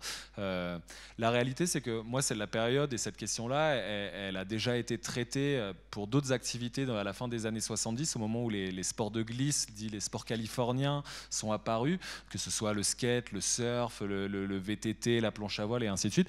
Et les sports historiques, j'ai envie de dire, que ce soit l'athlétisme, le football, le basket, à cette époque-là, au moment des années 70 et où ces sports sont apparus, se sont posé la même question, se sont dit mais est-ce que finalement ces sports-là vont pas remplacer nos sports d'antan, quoi. Et la réalité aujourd'hui, c'est qu'on voit bien que toutes ces disciplines sportives cohabitent. D'ailleurs aujourd'hui, elles sont même accueillies au sein des compétitions olympiques, vu que le skate vient de faire son entrée aux Jeux olympiques, le snowboard c'était il y a encore pas si longtemps. Donc on voit bien finalement que c'est une complémentarité et qu'aujourd'hui, finalement, ceux qui font du football peuvent aussi bien faire du skate ou de la planche à voile. Et avec l'e-sport, c'est la même chose. Je voulais juste vous montrer ça pour vous donner quand même que vous ayez un ordre d'idée et déconstruire un petit peu cette idée du joueur de jeux vidéo, de l'e-sportif qui ne ferait que ça. Hop, je remets en plein écran. Et donc, en fait, si vous regardez ici, on a interrogé 4000 Français et des joueurs e-sportifs et on leur a demandé est-ce que tu pratiques une activité sportive ? Est-ce que tu es licencié en club ? Est-ce que tu fais du sport en compétition ? Est-ce que tu vas au cinéma ? Est-ce que tu vas à des concerts, des expositions ? Est-ce que tu vas voir des matchs de sport ? Que ce soit du foot, du basket ou de l'athlétisme. Autrement, est-ce que tu lis ? Et donc, ce que vous pouvez observer, c'est qu'en gris, vous avez la moyenne de la population et en rouge, ou ici en bleu, ou ici en vert, vous remarquez que la population spécifique est toujours supérieure à la moyenne de la population française. Ce qui veut juste dire que cette image caricaturale d'un joueur de jeux vidéo qui serait monomaniaque, enfermé chez lui à ne faire que jouer aux jeux vidéo en essayant d'éliminer virtuellement d'autres adversaires, la réalité, elle est beaucoup plus complexe que ça. C'est-à-dire qu'ici, dans la salle, et j'en suis persuadé, il y a des gens qui jouent aux jeux vidéo, mais qui font aussi du sport, qui sont peut-être même licenciés en club, qui lisent encore des livres, qui vont faire des soirées avec des amis et ainsi de suite. Donc la réalité, c'est que c'est beaucoup plus complexe que ça. Et donc l'e-sport, à terme, terme, en fait, c'est juste une complémentarité du sport. C'est-à-dire qu'aujourd'hui, un joueur de jeux vidéo, il peut aussi faire du sport. Et jamais FIFA ne remplacera le football et jamais NBA 2K ne remplacera le basket. C'en est juste une extension. Et dans 10, 15, 20, 30, 50 ans, j'en ai aucune idée, eh bien, on se posera même plus la question, j'imagine. En tout cas, c'est la prospective que j'aimais, quoi. C'est-à-dire que finalement, ces pratiques-là cohabiteront au même titre que le skate cohabite aujourd'hui avec l'athlétisme, quoi. C'est ça, c'est exactement ça, et on a toujours besoin, même si on a l'existence du VR, enfin du casque VR de réalité virtuelle augmentée, qu'on a tous ces petits ces sports entre guillemets électroniques mais qui sont physiques. Ça remplacera jamais le sport traditionnel qui est quand même ancré depuis des années. Donc les gens continuent de faire du sport, quoi. Oui, voilà, c'est ça la réalité. Bah, surtout moi-même, ceux qui jouent aux moi, jeux vidéo en compétition. Et je pense que tout le monde ici aussi. C'est ça, vraiment. C'est ceux qui jouent aux jeux vidéo en compétition sont des gens qui aiment la compétition et donc qui aiment aussi toutes les formes de compétition et qu'on retrouve aussi dans les activités physiques. Donc c'est des gens qui aiment le sport de manière générale. Ça. Et puis ça permet à des personnes qui ne pourraient pas faire de sport physique dans la vraie vie, parce que à cause d'un handicap ou autre, de pouvoir le pratiquer sur les jeux vidéo. Donc il y a aussi toute cette dimension-là qui est très intéressante. D'ailleurs, à partir de là, on a parlé justement, elle a parlé de ce qui rapproche les sports traditionnels de l'e-sport, des valeurs, etc. Est-ce que tu veux aborder d'autres, peut-être, d'autres similitudes qu'on peut voir un petit peu rapidement sur les similitudes e-sport et sport traditionnel ? Peut-être, je pense que toute la problématique autour du sport et de l'e-sport, elle est liée finalement à une conception du sport qui est assez erronée dans la population, à savoir que quand on pense à un sportif, et d'ailleurs dans la petite vidéo qu'on a passé au début, à un moment l'une des interlocutrices dit si la personne ne suit pas, pour moi je ne la considère pas que c'est du sport. Et donc on associe fortement l'idée de sport à l'idée de dépense énergétique. C'est-à-dire quand on pense au sport, on pense à quelqu'un qui est en train de faire preuve de puissance, qui est en train de faire preuve de force, qui est en train de faire preuve d'endurance. Et la réalité aujourd'hui, c'est qu'on pense rarement à quelqu'un qui va faire preuve de dextérité, de précision. C'est pas les compétences auxquelles on pense fondamentalement en premier, quoi. Or la réalité, c'est que si on considère que les Jeux Olympiques c'est la plus haute reconnaissance institutionnelle pour un sport, force est de constater que dans les épreuves olympiques, dans les disciplines olympiques, eh bien, il y a des disciplines qui ne nécessitent pas ce type de compétences que sont la force ou la puissance, qui nécessitent plutôt de la précision, de la dextérité, comme par exemple, je sais pas, le tir au pistolet, le curling ou le golf encore, quoi. Donc le critère de la dépense énergétique pour définir le sport, il est totalement erroné en fait. Et la réalité, c'est que ce qui va définir un sport, et d'ailleurs il y a des sports où l'objectif même c'est d'avoir le moins de dépenses énergétiques possible. Je pense à l'apnée par exemple. L'apnée statique, le principe même c'est de surtout pas dépenser d'énergie. Donc on est à l'opposé même de la conception qu'on s'imagine du sport. Et en fait ce qui fait le cœur commun des sports, c'est le fait de mettre en place une performance motrice meilleure que son adversaire. Mais quelle que soit la dépense énergétique, c'est pour ça que le tir au pistolet, n'en déplaise à ceux qui trouvent que c'est pas du sport, mais si le champion du monde de tir au pistolet il se casse les mains et qu'il me demande de le remplacer, je ferai jamais la même performance que lui, parce qu'il a une motricité qui est experte, qu'il a entraîné pendant des années et des années, et ce qu'il fait avec son corps, moi je suis incapable de le faire. Et dans l'e-sport, ceux qui pratiquent pas le jeu vidéo, c'est vrai que ça peut leur paraître assez improbable, mais quiconque a déjà joué à Super Mario ou à Tetris s'est rendu compte que quand le jeu accélère et que l'écran devient saturé de pièces de Tetris, il faut aller vite avec ses doigts, et que si on n'est pas rapide avec ses doigts, qu'on ne fait pas une performance motrice, et finalement on n'y arrive pas. Donc c'est peut-être là, moi, ce que je trouve le plus intéressant, en tout cas sur le questionnement entre ce sport et cet e-sport, c'est-à-dire que le fait d'être assis, c'est pas ça qui fait que c'est pas un sport. Il y a plein de sports qui se font assis, et notamment si on considère que si on est assis, c'est pas du sport, qu'est-ce qu'on fait de toutes les pratiques qui se font en fauteuil roulant ?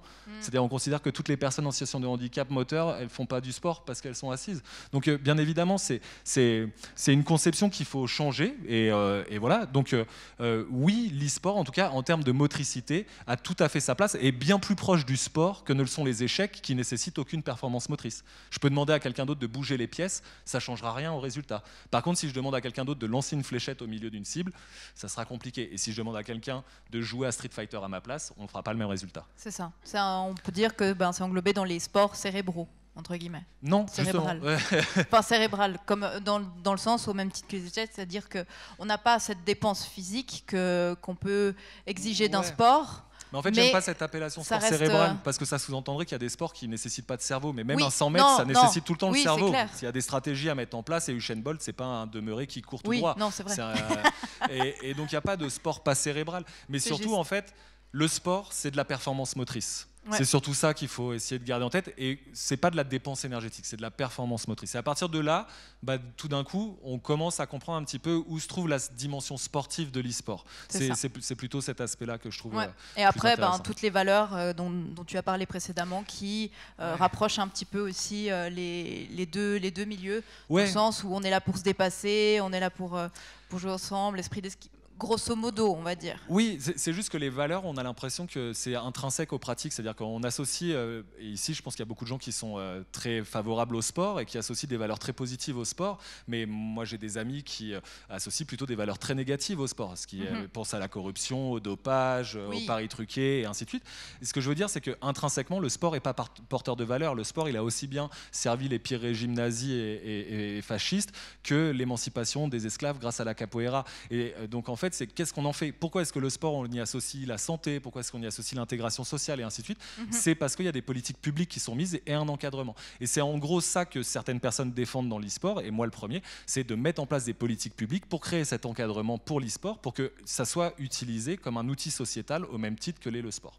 Donc la question des valeurs, il y a des valeurs qui sont, le dépassement de soi et ainsi de suite, mais c'est parce qu'on a des encadrants, des personnes diplômées, des compétentes qui transmettent ces valeurs positives. Mais si c'était des personnes qui étaient malveillantes, ce ne seraient pas des valeurs complètement, positives. Mais ça, à la limite, on les a aussi partout, ces gens. Malheureusement, voilà. Du coup, ça me permet aussi de faire le lien côté du dernier thème qu'on va aborder. Il nous reste 10 minutes. La dimension sociale, la question de genre. Donc là, ça va être plutôt avec Morgane qu'on va en discuter. L'e-sport, aujourd'hui, c'est une activité pour tout néophyte qui est compréhensible. Si vous ne connaissez pas ça, on est face à un écran, on est seul, on discute avec on ne sait pas qui vu de l'extérieur. Tout se passe en ligne, on a des jeux en ligne qu'on ne peut pas quitter en cours de partie. Enfin voilà, ça donne une dimension très isolante de la pratique. Mais en fait, ça l'est pas du tout. Socialement, ça l'est pas du tout. On rencontre beaucoup de gens, il se passe beaucoup de choses en ligne, malgré le fait qu'on puisse donner cette impression de solitude, d'isolement, etc. Est-ce que tu peux en parler vite fait? Alors moi, ça fait plusieurs années du coup que je joue aux jeux vidéo et on va dire qu'aux alentours de 14 ans, c'est quand j'ai vraiment commencé à beaucoup m'investir. Et je dirais que sur toutes ces années où j'ai joué, j'ai rencontré énormément de gens. Il y a des amis que je me suis fait dans d'autres pays que j'ai ensuite rencontrés dans la vraie vie. Donc moi, je pense que c'est important de réaliser qu'au final, c'est la même chose que les réseaux sociaux. Je pense que nombreux d'entre vous ont rencontré des gens sur des réseaux sociaux ou gardent contact justement avec des amis, des proches sur les réseaux sociaux. Et au final, on peut faire le parallèle parce que quelqu'un qui est sur son ordinateur en train de discuter avec des gens, ce sera la même chose qu'être sur son téléphone et discuter avec des gens. Mais c'est compréhensible de parler d'isolement, notamment parce que le jeu vidéo de base, il veut vraiment immerger le joueur dans le jeu. Donc c'est un film en mieux, en gros, parce qu'on peut vraiment être protagoniste du jeu. Donc ça nous immerge, donc il y a ce côté qui peut être isolant, mais il y a aussi le côté où, typiquement, il y a des jeux qu'on peut jouer à plusieurs, entre amis, et donc on est ensemble, immergés dans un autre monde, et franchement, ça rend l'expérience 1000 fois meilleur. On partage des moments incroyables. Typiquement pendant le confinement, j'ai pu passer beaucoup de temps avec mes amis à jouer à des jeux, mais aussi à juste discuter. On a passé des journées ensemble, juste au téléphone, en même temps de jouer aux jeux vidéo, et ça a resserré nos liens. On a pu discuter de choses plus intimes en parallèle de jouer ensemble. Donc je pense que cet aspect d'isolement, il est un peu trop général, et au final, on se rend compte que la communauté dans les jeux vidéo est énorme, et retrouver des gens qui ont les mêmes passions, souvent c'est quelque chose qui resserre vraiment fortement les liens. Donc je pense qu'il y aurait plus d'aspects communautaires que d'isolement dans le jeu vidéo. Très bien résumé, je pense. Vous avez quelque chose à ajouter de l'autre côté? Si je peux me permettre, je trouve que ce que tu dis est très intéressant. Et en fait, des fois, on a une confusion qui est faite aussi. On pense que jouer aux jeux vidéo, c'est ça l'e-sport. Donc, comme l'a mentionné Nicolas, il y a quand même L'idée, c'est de jouer avec d'autres personnes, contre d'autres personnes. En fait, l'existence même du e-sport, c'est vraiment de rassembler les joueurs. C'est au final tout le contraire du joueur isolé à la maison. Si on va les mettre ensemble dans des clubs, ils vont se retrouver à des compétitions. Et c'est vraiment, voilà, c'est vraiment tout le contraire, en fait. Ça défie vraiment le stéréotype du joueur isolé. Moi, j'ai une anecdote que j'oublierai jamais, en fait, à l'époque où j'étais encore au Lausanne Sport e-sport. On a un joueur qui nous avait écrit une lettre juste avant de quitter le club. Un joueur a rejoint le club très jeune, à 15 ans. Il est parti ensuite étudier à l'étranger. Il nous a écrit une lettre au comité de Lausanne e-sport, aux différents managers, et j'encadrais ce jeune à l'époque. Et il nous a dit que grâce au e-sport et grâce à Lausanne e-sport, en fait, il avait rencontré ses premiers amis. Ce jeune adolescent nous a rejoints sans amis.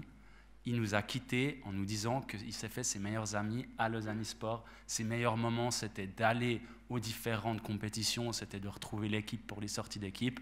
Donc, voilà, moi je trouve c'est fascinant ce que tu nous racontes, et je pense tout gamer et toute personne dans le e-sport s'accorde à dire que ça rassemble et ça divise pas, au contraire.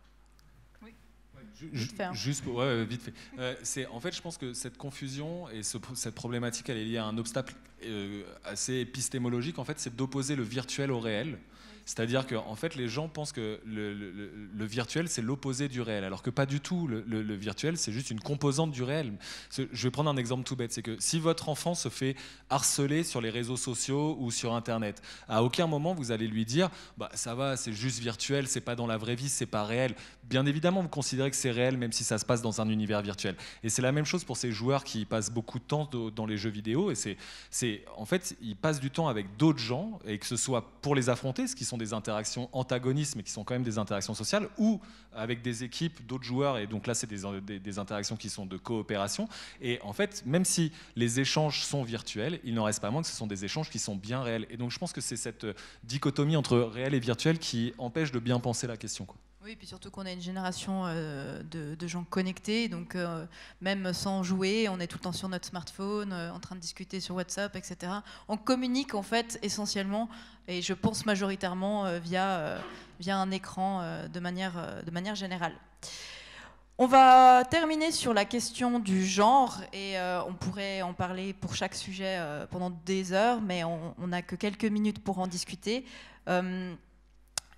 L'e-sport, c'est une branche qui est essentiellement peuplée de personnes masculines dans la compétition, dans l'aspect compétitif. Alors on l'a vu dans les graphiques que Nicolas nous a montrés précédemment, quand il s'agit de jouer simplement en ligne, on a presque autant de femmes que d'hommes, mais dès qu'on parle de compétition, on a un gros problème qui se pose, c'est que on est dans un sport dit mixte, et quand je dis mixte, c'est de base, on s'entend que n'importe quelle femme peut participer à une compétition ou avec des hommes, et il n'y a pas cette barrière justement qu'on peut avoir avec les sports traditionnels. Et du coup, on chute, je crois que c'était 10% de femmes contre 90%, et 29, 71. Donc on est quand même sur des grosses marges de différence. Est-ce que tu veux nous dire un petit peu différents points que rencontrent les femmes? J'ajouterai aussi certaines choses de mon côté par rapport aux difficultés qu'on peut avoir à accéder justement à la compétition. Oui, bien sûr. En discutant avec d'autres femmes dans les jeux vidéo et de manière générale avec mon expérience personnelle, je pense qu'une des raisons principales qui fait que peu de femmes font de la compétition dans les jeux vidéo, c'est la peur du mépris. Je pense que c'est quelque chose d'énorme, parce que comme tout domaine qui est genré, en commençant les jeux vidéo, une fille sait que le domaine est pullule d'hommes, il n'y a que des hommes qui jouent, il n'y a que des hommes qui sont forts. Donc tout de suite, on a cette peur de ne pas être assez doué comparé aux hommes, parce que justement, on sait que c'est un domaine où il n'y a que des hommes. J'aime bien comparer ça avec une expérience de psychologie qui a été faite il y a quelques années et qui est très connue, où on fait passer un test de maths à des femmes, et il y a un groupe à qui on dit rien, et un groupe à qui, avant le test, on leur dit les hommes sont meilleurs en mathématiques, hein, grosso modo, c'était l'expérience. Et on voit que les femmes à qui on a rappelé que l'homme était meilleur en mathématiques, elles ont fait une moins bonne performance. Donc ce genre parce qu'il y a une stigmatisation, justement, on sait que les hommes sont dominants dans le domaine des jeux vidéo. Tout de suite, même si c'est pas conscient, on sait déjà que la femme aura moins de chances, on va dire, de réussir dans le jeu vidéo parce qu'il y a justement plus d'hommes et souvent, de ce qu'on voit, hein, parce que malheureusement, vu qu'il y a plus d'hommes, les hommes sont meilleurs aux jeux vidéo. Mais du coup, voilà, et en fait, vu que les femmes, elles ne se lancent pas dans ce domaine, ça fait que les statistiques restent les mêmes et on a toujours l'impression que les femmes sont moins bonnes que les hommes aux jeux vidéo parce que justement, elles n'osent même pas se lancer de base dans ce domaine. Et aussi, du coup, il y a un autre aspect qui est vraiment important, qui fait que si les femmes sont moins intéressées à faire ce qui est compétitif, du coup, c'est, on va dire, les insultes, l'harcèlement, parce que si vous êtes femme et que vous jouez aux jeux vidéo, vous savez très bien que si on essaye de faire mieux, on essaye de jouer plus souvent, on essaie de s'améliorer, il y a des critiques par-ci, par-là. Dès qu'on est catégorisé comme fille, on a des hommes qui nous disent « Ah, moi, je ne veux pas jouer avec toi parce que tu es une femme. » J'ai déjà eu quelqu'un qui a quitté la partie parce qu'il a remarqué, deviné que j'étais une femme. Il a dit « Je ne veux pas qu'une fille joue dans mon équipe, je n'ai pas envie de perdre. » Donc, ce genre de commentaires, ça donne tout de suite pas envie de jouer. Et forcément, les commentaires et les insultes comme ça qui s'enchaînent, ça fait que je connais que beaucoup de femmes ont arrêté ou ont diminué leur temps sur les jeux vidéo parce qu'elles savent qu'elles sont stigmatisées dans ce domaine. Alors, moi, je vais juste ajouter quelque chose. Donc, lors de la présentation que vous a fait Marie-Léa, donc elle expliquait que j'ai commencé en tant que joueuse. C'est le cas, j'ai commencé en tant que joueuse dans une structure et en fait je me suis opposée au problème, enfin je me suis retrouvée face à un problème avec le capitaine de l'équipe d'ailleurs, qui était misogyne, manque de bol pour moi. Et je me suis retrouvée en fait à devoir faire mes preuves durant 3 mois alors qu'une période d'essai pour un joueur est d'environ 2 semaines avant d'être validé dans une équipe. J'ai dû faire 3 mois, on m'a demandé de changer plusieurs fois de personnage à jouer. Chose qu'on ne demandera jamais à quelqu'un, on vous prendra pour un rôle et pas pour un autre. Et j'ai été souvent insultée, stigmatisée. Dès que je proposais des tactiques, la seule personne qui les écoutait pas, c'était lui. Et cette équipe, manque de bol, c'est que c'est pas par votation majoritaire qu'une nouvelle personne est acceptée au sein du rang de l'équipe, mais si tout le monde, c'est à l'unanimité en fait. Donc le seul qui ne voulait pas, c'était lui. Donc après 3 mois, je me suis fait virer. Et j'ai appris en fait par la suite que c'était clairement parce que j'étais une fille. Donc après ça, en fait, j'ai la confiance en moi qui a baissé énormément, alors que j'avais le niveau qui faisait que d'augmenter. Bah là, il a descendu direct, et puis du coup, je me suis retournée un petit peu sur moi-même, et je me suis dit, ok, je veux quand même rester dans cette branche. Et là, je me suis tournée vers le cast du jeu en question, donc le commentaire de compétition. Et par la suite, j'ai fait présentatrice dans l'actualité, etc., etc. Et ça s'est enchaîné. Donc aujourd'hui, presque, je remercie cette personne d'avoir été misogyne, puisque quelque part, je ne serais pas arrivée là où j'en suis. Mais voilà, il y a beaucoup de facteurs en fait, qui fait que l'homme est beaucoup plus présent et la femme est énormément freinée en fait, dans son parcours. Le harcèlement en ligne qui est présent, hein, 1 partie sur 3, je pense que je me fais insulter, si on entend ma voix. Et on a la publicité aussi, qui est très sexiste. On a aussi dans les jeux vidéo les personnages féminins qui sont hyper sexualisés, pas du tout représentatifs de la réalité, qui sont très fantasmés pour les hommes, mais pas du tout pour les femmes. Encore aujourd'hui, heureusement, des jeux sont créés avec des profils un petit peu plus normaux. Mais voilà, c'est toujours très axé masculin, macho, etc. Et ça fait qu'aujourd'hui, aussi au niveau des créations de jeux vidéo, donc au niveau des éditeurs, des maisons d'édition, etc., on a très peu de femmes, ce qui fait que aussi on a très peu de possibilités de changer aussi cet aspect des jeux. Voilà, vous voyez 3 personnages qui sont hyper sexualisés dans les jeux, donc voilà, un petit peu le topo. Donc on espère que les choses vont changer, en tout cas on fait en sorte que ça bouge, et puis voilà, je pense que... Est-ce que tu veux rajouter juste vite fait quelque chose ou 2 minutes, max. Je pense surtout c'est qu'il faut essayer de finir sur une note un peu positive, c'est qu'il y a des solutions à ces problèmes-là. Il y en a. Aujourd'hui, heureusement, il y a énormément de réseaux d'entraide qui se sont créés à travers le monde, qui permettent justement à toutes les femmes et à toutes les personnes de couleur, les personnes transgenres, bisexuelles ou en tout cas non-binaires de pouvoir se soutenir les unes les autres et puis de pouvoir finalement avoir une voix qui compte, donc sur différentes scènes compétitives, sur différents jeux, donc ça c'est extrêmement utile. Il y a aujourd'hui l'émergence de rôle modèles, c'est-à-dire que toi pour la scène suisse t'en fais partie, c'était un personnage féminin qui est médiatisé, qui est public et ainsi de suite, donc à travers le monde on a beaucoup de jeunes femmes comme ça qui aujourd'hui servent de rôle modèle à toutes les petites filles qui se disent bah, c'est pas fait pour moi le jeu vidéo, bah, en fait si, la preuve, que ce soit en tant que joueuse, que ce soit en tant que commentatrice, que host ou même en tant que dirigeante d'équipe, quoi. C'est toujours aussi cette question d'avoir des femmes aux plus hautes fonctions et ça commence à arriver aussi, et donc je pense qu'on a besoin d'avoir en tout cas des personnalités qui incarnent ce possible. Donc il y a encore énormément de choses à faire, c'est lié à des constructions sociales qui sont extrêmement longues, sur des dizaines, voire des centaines, voire des millénaires, et donc bien évidemment on ne change pas des millénaires de construction sociale juste en l'espace de 2 ou 3 ans, ça va prendre du temps, mais aujourd'hui les femmes, dans ta présentation moi je ne savais pas, mais tu as commencé, ce qui a été expliqué c'est que tu as commencé à jouer aux jeux vidéo sur la console de ton père.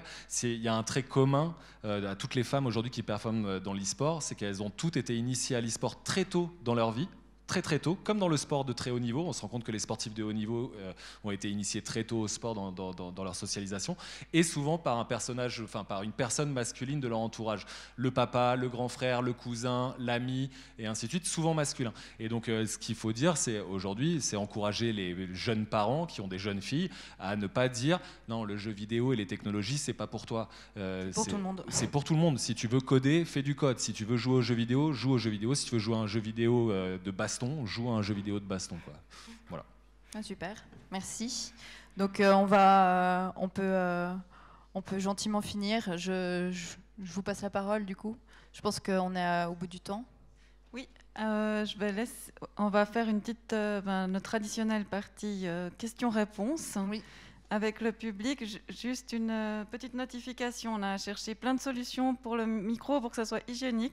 Et la meilleure solution qu'on a trouvée pour que ça soit viable, c'est quand même garder ce micro qui passe entre les rangs, mais vous devez absolument garder votre masque pour parler comme je le fais.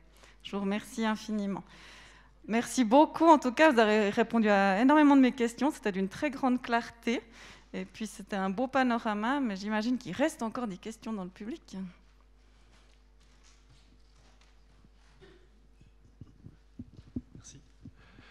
Alors merci, d'abord c'était très intéressant, très enrichissant. Au moment où j'ai une question un peu pour essayer de comprendre les parallèles que vous faisiez, je m'adresse notamment à Nicolas, entre le sport et le e-sport. Quand j'habitais aux États-Unis, il y avait sur les chaînes de sport, il y avait ces concours de hot dog, vous savez, où on mange des hot dogs, il y a 2 compétiteurs, il faut en 10 minutes manger le plus de hot dogs possible.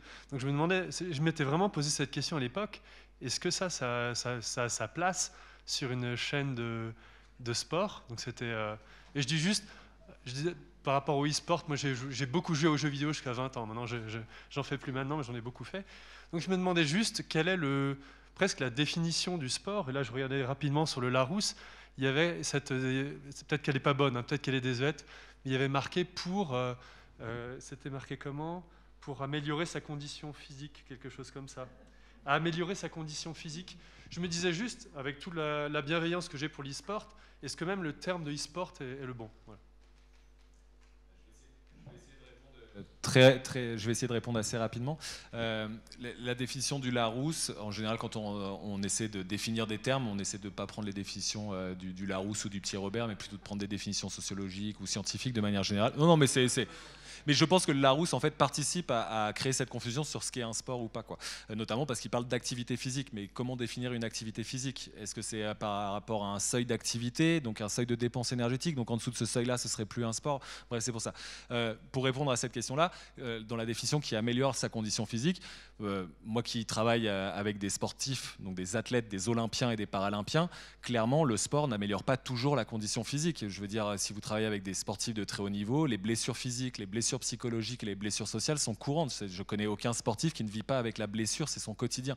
Donc ça améliore pas forcément la condition physique, ça peut même la détériorer. Le sport, c'est pas toujours la santé. C'est aussi ça que j'essaie un petit peu de déconstruire. Sur la question des compétitions de mangeurs de hot dog, c'est hyper intéressant parce que ce qui définit un sport en sociologie, il y a 4 critères essentiels et qui sont nécessaires. C'est-à-dire on en enlève un seul, on parle plus de sport. Je l'ai évoqué, c'est la pertinence motrice, ce concept, cette idée que c'est pas la dépense énergétique, mais le fait d'être meilleur avec sa motricité. Ensuite, c'est le fait qu'il y ait une compétition, que cette compétition elle soit régulée, codifié avec des règlements.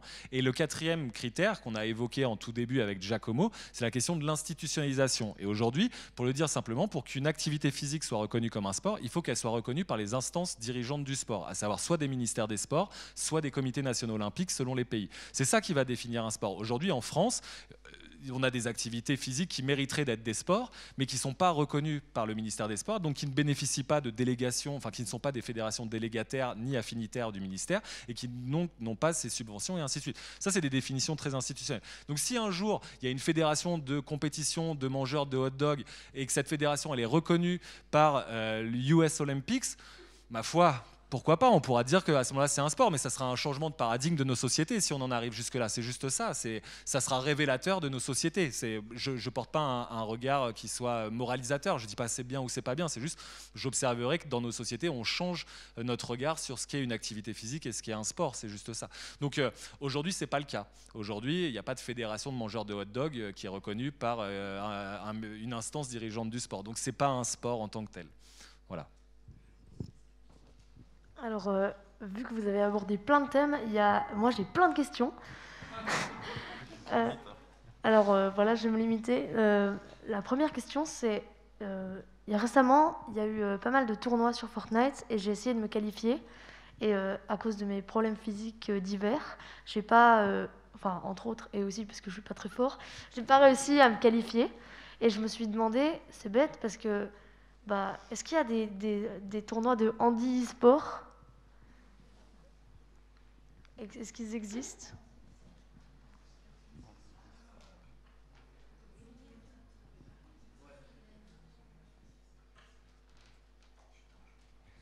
Pendant que vous cherchez, je me permets de prendre la parole en tant que le papa de Diego et d'ajouter que, puisqu'il ne peut pas faire beaucoup de sport, il en fait quand même dans la vraie vie, en fait, il en fait beaucoup à travers son écran. Il saute, il court, il frappe, il fait des choses incroyables qu'il ne peut pas faire en fait dans la vraie vie. Donc ça, c'est un autre aspect que je trouve intéressant de l'e-sport. D'ailleurs, on avait... je ne sais pas si vous avez vu, mais moi j'avais suivi de près un petit peu ces recherches technologiques qui font autour des handicaps avec des manettes qui sont conçues pour pouvoir jouer, justement, parce qu'ils se sont rendus compte que justement une personne à handicap ne pouvait pas forcément avoir tous les loisirs que bénéficie d'une personne sans handicap, et du coup ils ont cherché à avoir des manettes un petit peu pour tous les handicaps possibles. On avait des manettes d'ailleurs pour des personnes tétraplégiques que j'ai trouvé incroyables. Il y a beaucoup de choses qui se construisent autour de ça et qui se développent justement parce que le jeu vidéo peut offrir cette possibilité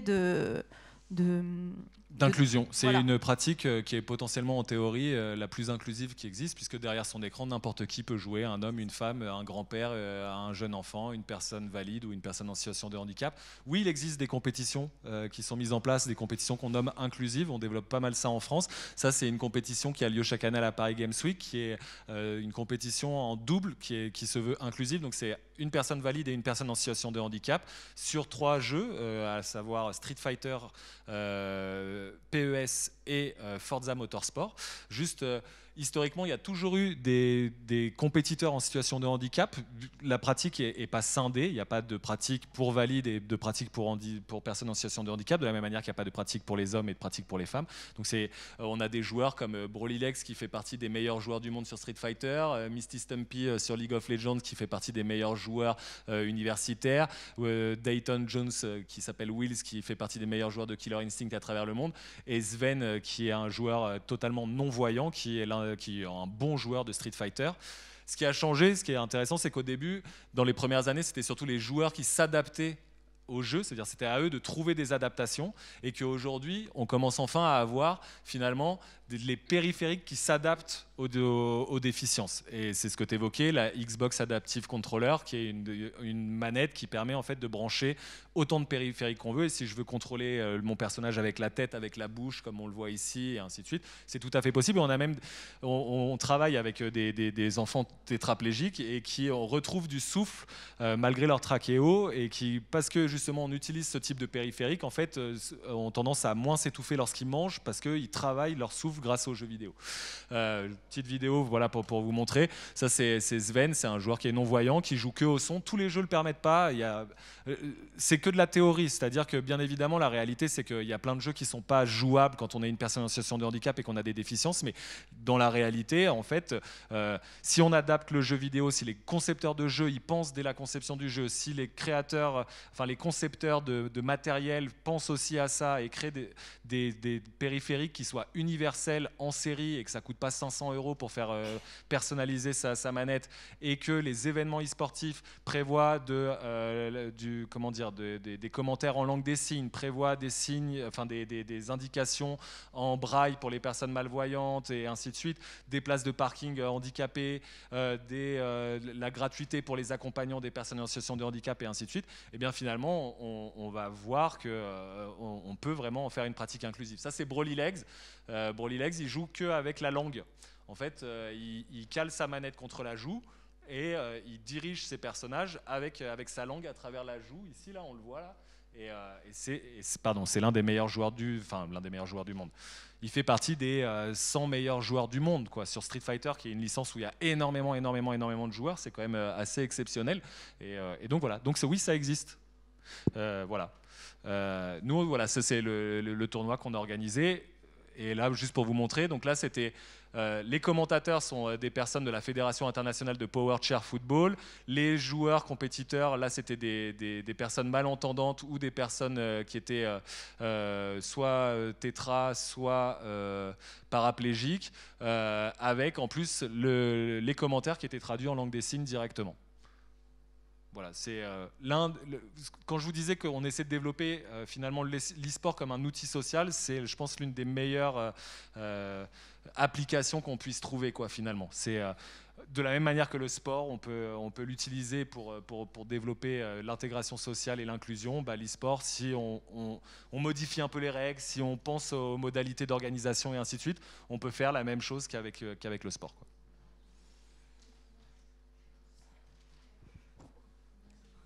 Une autre question? Je vais là, et après je viens. Et juste en attendant, la Fédération française handisport, donc qui gère tout l'handisport, a développé ses premières activités autour de l'e-sport avant le confinement. Hein. C'était une stratégie qui avait été déjà pensée depuis plusieurs mois et qui a démarré avant le confinement. Bonsoir, merci d'être là et merci pour toutes les informations que vous avez données jusqu'à maintenant. C'était vraiment très intéressant. J'aurais, comme Diego au premier rang, un tas de questions à poser, mais je vais devoir sélectionner. On a couvert assez largement ce qu'est l'e-sport. On a aussi couvert l'intérêt du monde e-sportif à se faire reconnaître par le monde du sport. Il y avait un slide d'ailleurs très intéressant là-dessus. Moi, j'ai une question qui concerne plus l'intérêt du monde sportif envers l'e-sport. Ça n'a pas été tellement abordé, puis j'ai pas mal d'interrogations là-dessus. Pourquoi le CIO s'intéresse à l'e-sport? Pourquoi il y a des postes qui sont ouverts au CIO pour traiter de ça? Pourquoi le PSG a ouvert une section e-sport? Ce n'est pas forcément sur incitation uniquement du monde e-sportif. Il y a un intérêt pour les acteurs sportifs envers l'e-sport. Et j'aimerais votre avis ou les éléments de réponse que vous pouvez apporter ce soir à cette question. Alors, je vais me permettre de répondre à cette question. Donc, on a plusieurs raisons pour lesquelles, par exemple, des fédérations internationales sportives s'intéressent au e-sport. Donc, moi, j'ai mentionné la première. La première idée, c'est voir comment ils peuvent élargir leur public. C'est-à-dire que peut-être qu'un amateur de jeux vidéo, via le e-sport ou via peut-être une simulation sportive, pourra s'intéresser au sport physique, que ça soit dans la pratique ou que ça soit en regardant des compétitions ou que ça soit, par exemple, voilà, en regardant les épreuves aux Jeux Olympiques. En fait, ce qui est très intéressant pour le monde sportif, c'est d'une part, c'est le public et l'audience de l'e-sport. On parle ici d'un public très très jeune, on parle des digital natives comme on les appelle, c'est des générations qui ont grandi sur des ordinateurs avec un téléphone, et en fait c'est des générations qui sont difficiles à atteindre par nos médias traditionnels dans le sport, en fait, que ce soit peut-être par la TV ou on peut reprendre la radio ou d'autres médias, les médias traditionnels. C'est assez compliqué en fait d'atteindre ce public. On sait que ce public joue énormément aux jeux vidéo, et dans une économie d'attention, on sait que ces jeunes sont sur les réseaux sociaux, s'intéressent aux jeux vidéo, sont sur YouTube, sont sur Twitch. Et en fait, ça serait un moyen d'atteindre ces générations plus jeunes et peut-être les réintroduire au sport d'une manière différente. Donc d'une part, ça peut être regarder des compétitions sportives, s'intéresser à la pratique. Un exemple que j'aime bien, c'est, on va prendre un exemple des jeunes. Certains jeunes, pour une raison ou une autre, ne se lanceront pas dans le sport. Certains auront eu une mauvaise expérience, par exemple. Et en fait, ce qu'on peut voir, c'est qu'avec le e-sport, on peut réintroduire le sport à ces jeunes. Parce qu'en fait, un jeune qui peut-être a une mauvaise expérience pour la première fois, si il est réintroduit à un sport avec peut-être ses amis qui partagent la même passion pour les jeux vidéo, pour le gaming, ça sera peut-être un moyen pour nous d'avoir une deuxième chance, en fait, parce qu'on voit beaucoup de jeunes qui disent non au sport pour des événements isolés, et peut-être que par leur intérêt, en titillant leur intérêt pour la technologie, pour les jeux vidéo, on pourra les embarquer d'une manière ou d'une autre à s'intéresser et à pratiquer le sport. On a ça, et après, il y a aussi toute la connaissance du milieu du e-sport pour ce qui est de l'engagement numérique et comment atteindre ces jeunes. Parce que, qu'on dise franchement, le monde du sport est des décennies en arrière, contrairement aux jeux vidéo et les réseaux sociaux. Et c'est quelque chose que le monde du sport traditionnel admet avec humilité. Et c'est pour ça qu'en fait, on veut en apprendre énormément sur comment ces acteurs du e-sport engagent les jeunes à s'intéresser. Et bien sûr, nous, de notre côté, on essaye de soutenir le monde du e-sport pour toutes les questions et les problématiques qui ont été évoquées aujourd'hui. Donc, je résumerai ça comme ça.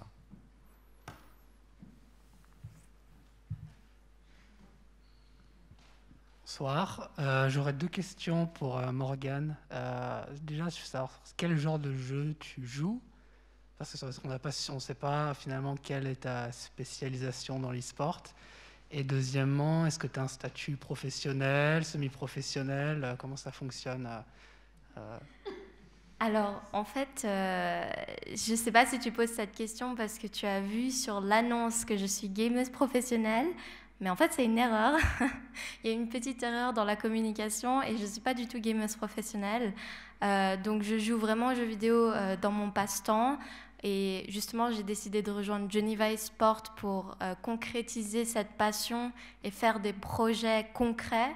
Mais du coup, je ne suis ni semi-professionnelle, ni professionnelle. Je suis juste petite streameuse sur Twitch.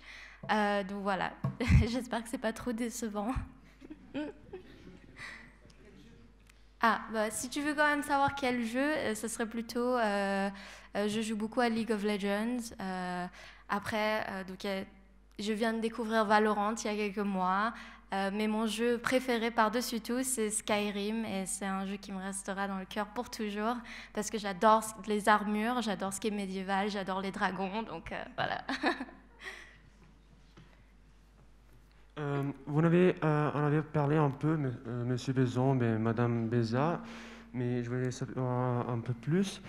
La majorité des équipes e-sport sont créées par des entités privées, donc des entreprises ou quelquefois des investisseurs privés, qui donc répondent à des différentes règles que les associations sportives traditionnelles. Où est-ce qu'on est dans le processus pour assurer aux joueurs d'e-sport une protection juridique adéquate contre l'exploitation excessive, comme celle dont profitent les sportifs professionnels dans le monde normal? C'est une excellente question.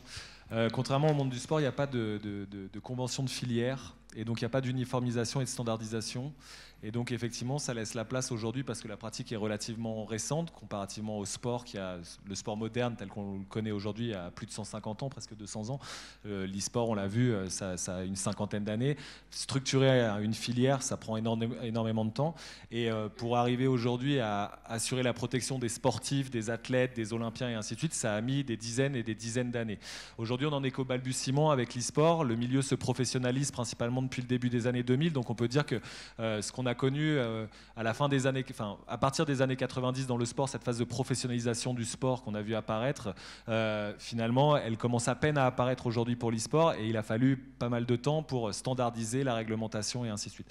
Donc aujourd'hui, il y a des initiatives qui commencent à émerger, mais la réalité, c'est qu'effectivement, il y a encore énormément de dérives. C'est pour ça que, encore une fois, je pense que des politiques publiques sont nécessaires pour limiter ces dérives et ces déviances. Mais la réalité, c'est qu'on a des agences, donc des agences de talent, de joueurs qui représentent des joueurs qui commencent à être de plus en plus professionnalisés, où ce sont effectivement bien tous des avocats ou des juristes qui sont au sein de ces agences-là. Et puis le milieu étant assez petit, au moindre écart, à la moindre dérive, très vite, ça se sait très rapidement, et les personnes sont marginalisées, comme dans des petites communautés, comme dans des petits villages. Quand il y en a un qui fait quelque chose de pas bien, il est mis au ban. Donc on arrive assez vite à identifier quelles sont les personnes qui ne sont pas de confiance et qu'il faut écarter, mais tant que ça n'émerge pas dans la sphère publique et médiatique, c'est vrai que c'est difficile à savoir.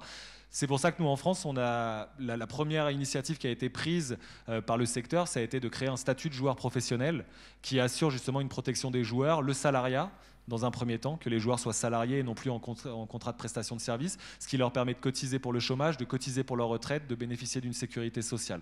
Ça a été la première chose qui nous a semblé essentielle. Mais ce n'est pas évident à mettre en place, et tous les pays n'ont pas forcément la volonté, ou en tout cas identifié ce point-là comme étant l'un des points principaux. Et ce qui devient intéressant, c'est que depuis maintenant quelques années, on voit apparaître de plus en plus de juristes issus du monde du sport particulièrement, mais pas que, qui commencent à s'intéresser énormément à l'e-sport, parce que justement, il y a tout cet écosystème à structurer, et où finalement, en piochant à la fois dans le droit privé, le droit de la propriété intellectuelle, le droit commun, le droit du sport et ainsi de suite, on essaie ces juristes essaient de piocher le meilleur pour pouvoir assurer finalement, on va dire, la meilleure protection possible pour les joueurs. Mais c'est un réel enjeu. Et le dernier enjeu, à mon avis, qui permettrait vraiment la protection des joueurs, c'est la création pure et simple de syndicats de joueurs. Et aujourd'hui, ça n'existe pas. Aujourd'hui, les plus grandes avancées qu'il y a eu dans la NBA, c'est grâce au syndicat des joueurs de NBA.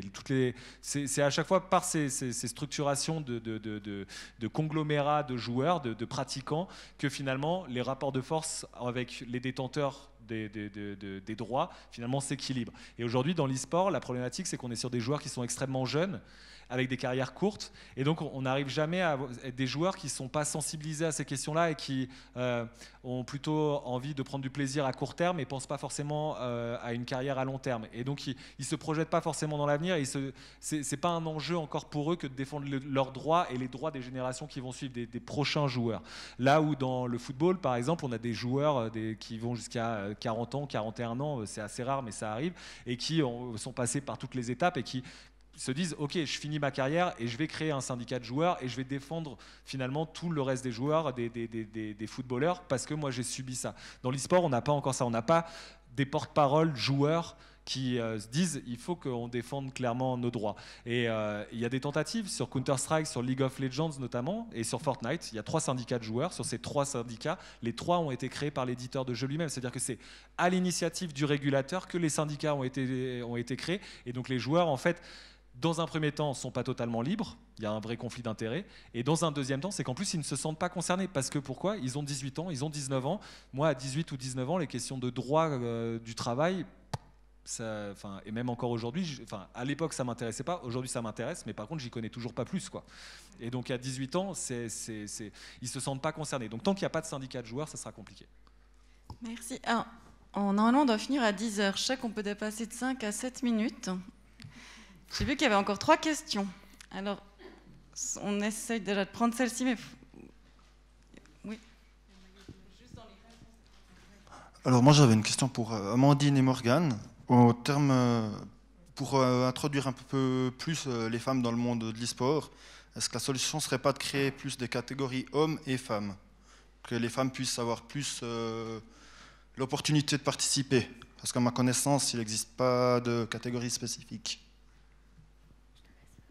Alors, à l'heure actuelle, il existe, c'est la seule solution pour l'instant que les femmes ont trouvée, et on espère que ce soit seulement à court terme, de créer des ligues féminines et des compétitions internationales féminines pour exister, puisqu'elles ne peuvent pas exister en compétition mixte actuellement, puisqu'il y a trop de barrières qui sont mises et qui font qu'on n'y accède pas, ou alors très difficilement, parce qu'on a quand même l'exemple de certaines compétitrices qui y ont accédé, elles sont très rares.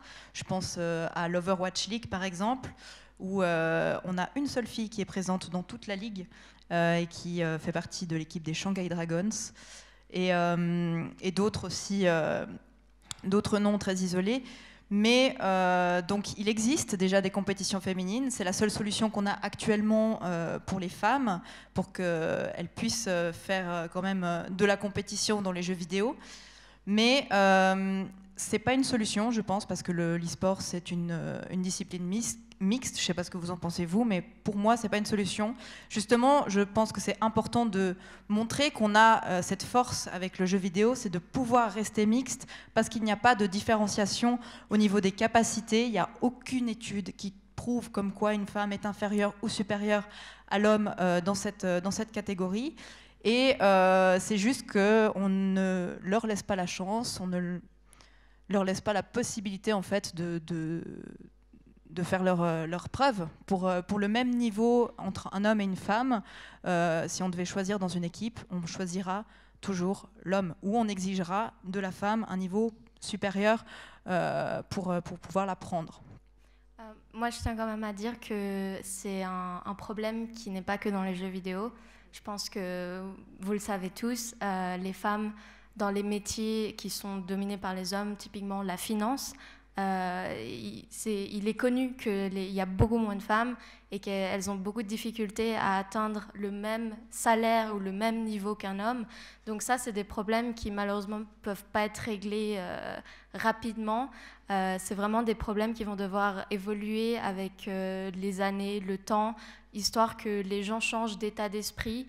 Parce que là, justement, non seulement il y a beaucoup d'hommes qui considèrent les femmes inférieures, mais il y a beaucoup de femmes, dès qu'elles sont nées, elles pensent qu'elles sont inférieures aux hommes. Donc c'est un problème qui est beaucoup plus grand que les jeux vidéo. Donc on espère qu'avec le temps, ça ira mieux. En tout cas, il y a beaucoup de choses qui sont mises en place pour aider, pour lutter contre ça, des mesures d'intégration, la publicité qui change, enfin voilà, beaucoup de choses. Et à titre symptomatique, hein, et pendant qu'on donne la parole aux autres, mais ce qui est hyper symptomatique, c'est que les femmes qui performent au plus haut niveau dans l'e-sport, c'est-à-dire qui finissent championnes, c'est que sur des titres individuels. Scarlett sur StarCraft 2, Lion sur Hearthstone, Kayane sur Street Fighter. Et on a évoqué Geguri, mais les Shanghai Dragons n'ont encore rien gagné. Et donc en fait, ce qu'on se rend compte, c'est-à-dire que lorsqu'elles sont dans des disciplines individuelles, elles arrivent à battre les hommes. Par contre, dans les disciplines collectives, c'est pas le cas. Donc, c'est-à-dire que le frein, il est sociologique, c'est-à-dire qu'on leur donne pas leur chance dans les équipes, quoi. C'est ça la réalité, quoi. Et donc, les ligues exclusivement féminines, c'est un vrai débat clivant. Moi, je nuancerai un peu le propos. Je pense que ça doit être temporaire à l'échelle individuelle, c'est-à-dire qu'il faut pas enfermer les femmes dans ces espaces sécurisés. Mais par contre, à l'échelle globale, je pense que s'il y en a besoin pendant 150 ans, qu'on fasse des ligues exclusivement féminines pendant 150 ans, mais que par contre, à l'échelle individuelle, les femmes qui y passent, elles n'y restent pas toute leur carrière dedans. Et en fait, on a des exemples, notamment aux échecs, qui est une pratique aussi où il n'y a pas de raison de distinguer hommes et femmes. Et pourtant, depuis qu'on a mis en place des ligues exclusivement féminines pour les femmes, ça a permis de démocratiser la pratique, de faire émerger des talents et d'avoir de plus en plus de femmes au plus haut niveau. Donc voilà, il n'y a pas de bonne solution. Aujourd'hui, le fait est que, je rappelle juste, 96% d'hommes, 4% de femmes.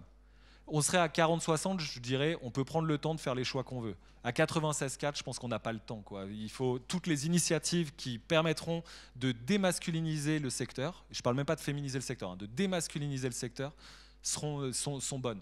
On n'a pas le temps de se tirer dans les pattes en disant « moi je suis pour les ligues exclusivement féminines, moi je suis contre ». Non, tout ce qui permet de mettre en avant les jeunes femmes est nécessaire aujourd'hui. Merci. Je crois qu'on a... Est-ce qu'on peut faire une question-commentaire pour finir là, ou ça demande un long développement? Je ne sais pas, moi je peux faire très vite. Je m'interroge sur ce machisme et cette violence sexiste que vous avez décrite. Vous avez mentionné comme une des causes possibles l'hypersexualisation des femmes dans ces jeux. J'observe qu'il y a aussi une sexualisation des personnages masculins malgré tout. Et donc je me demandais si cette violence sexiste, qui est quand même supérieure à celle qu'on observe dans la vraie vie, puis dans d'autres activités, d'autres sports, est-ce qu'elle peut être liée à l'anonymat des joueurs? Et est-ce qu'elle peut être liée aussi au fait que même entre eux, les hommes, et je peux l'observer avec mon fils, même si ça reste modéré, de toute façon ont des échanges assez violents et manient l'insulte entre eux. Et est-ce que ces insultes, lorsqu'elles sont... Alors, c'est peut-être un peu délicat comme question, mais est-ce que ces insultes, lorsqu'elles sont adressées à des femmes, est-ce qu'elles sont prises de la même manière que lorsqu'elles sont adressées à un homme? Est-ce qu'elles sont adressées de la même manière, ou est-ce qu'elles sont au contraire plus sexualisées parce que c'est une femme? C'est peut-être une question compliquée, mais j'ai l'impression qu'on n'a pas abordé tous les aspects de ce problème-là qui est grave.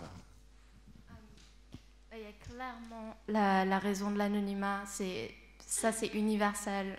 On voit que les gens, dès qu'ils savent que on ne sait pas qui ils sont et qu'ils sont derrière un écran, ils se permettent de dire tout et n'importe quoi. Donc ça, c'est sûr, dans les jeux vidéo, j'ai quand même observé, je joue à un des jeux vidéo les plus toxiques, je dirais, du monde, où les gens sont extrêmement méchants, les gens s'insultent à gauche, à droite pour aucune raison. Donc oui, il y a clairement les insultes entre hommes de base, mais voilà, le problème, c'est que nous, on reçoit des insultes parce qu'on est une femme. Typiquement, comme j'avais dit, t'es une fille, je veux pas qu'une fille joue dans mon équipe, donc je quitte le jeu. Donc nous, c'est...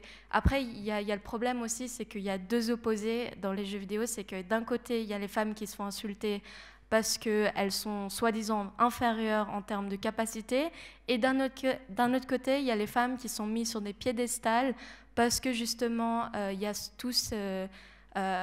cet idéal de la fille qui joue aux jeux vidéo, c'est rare, donc c'est une pépite d'or.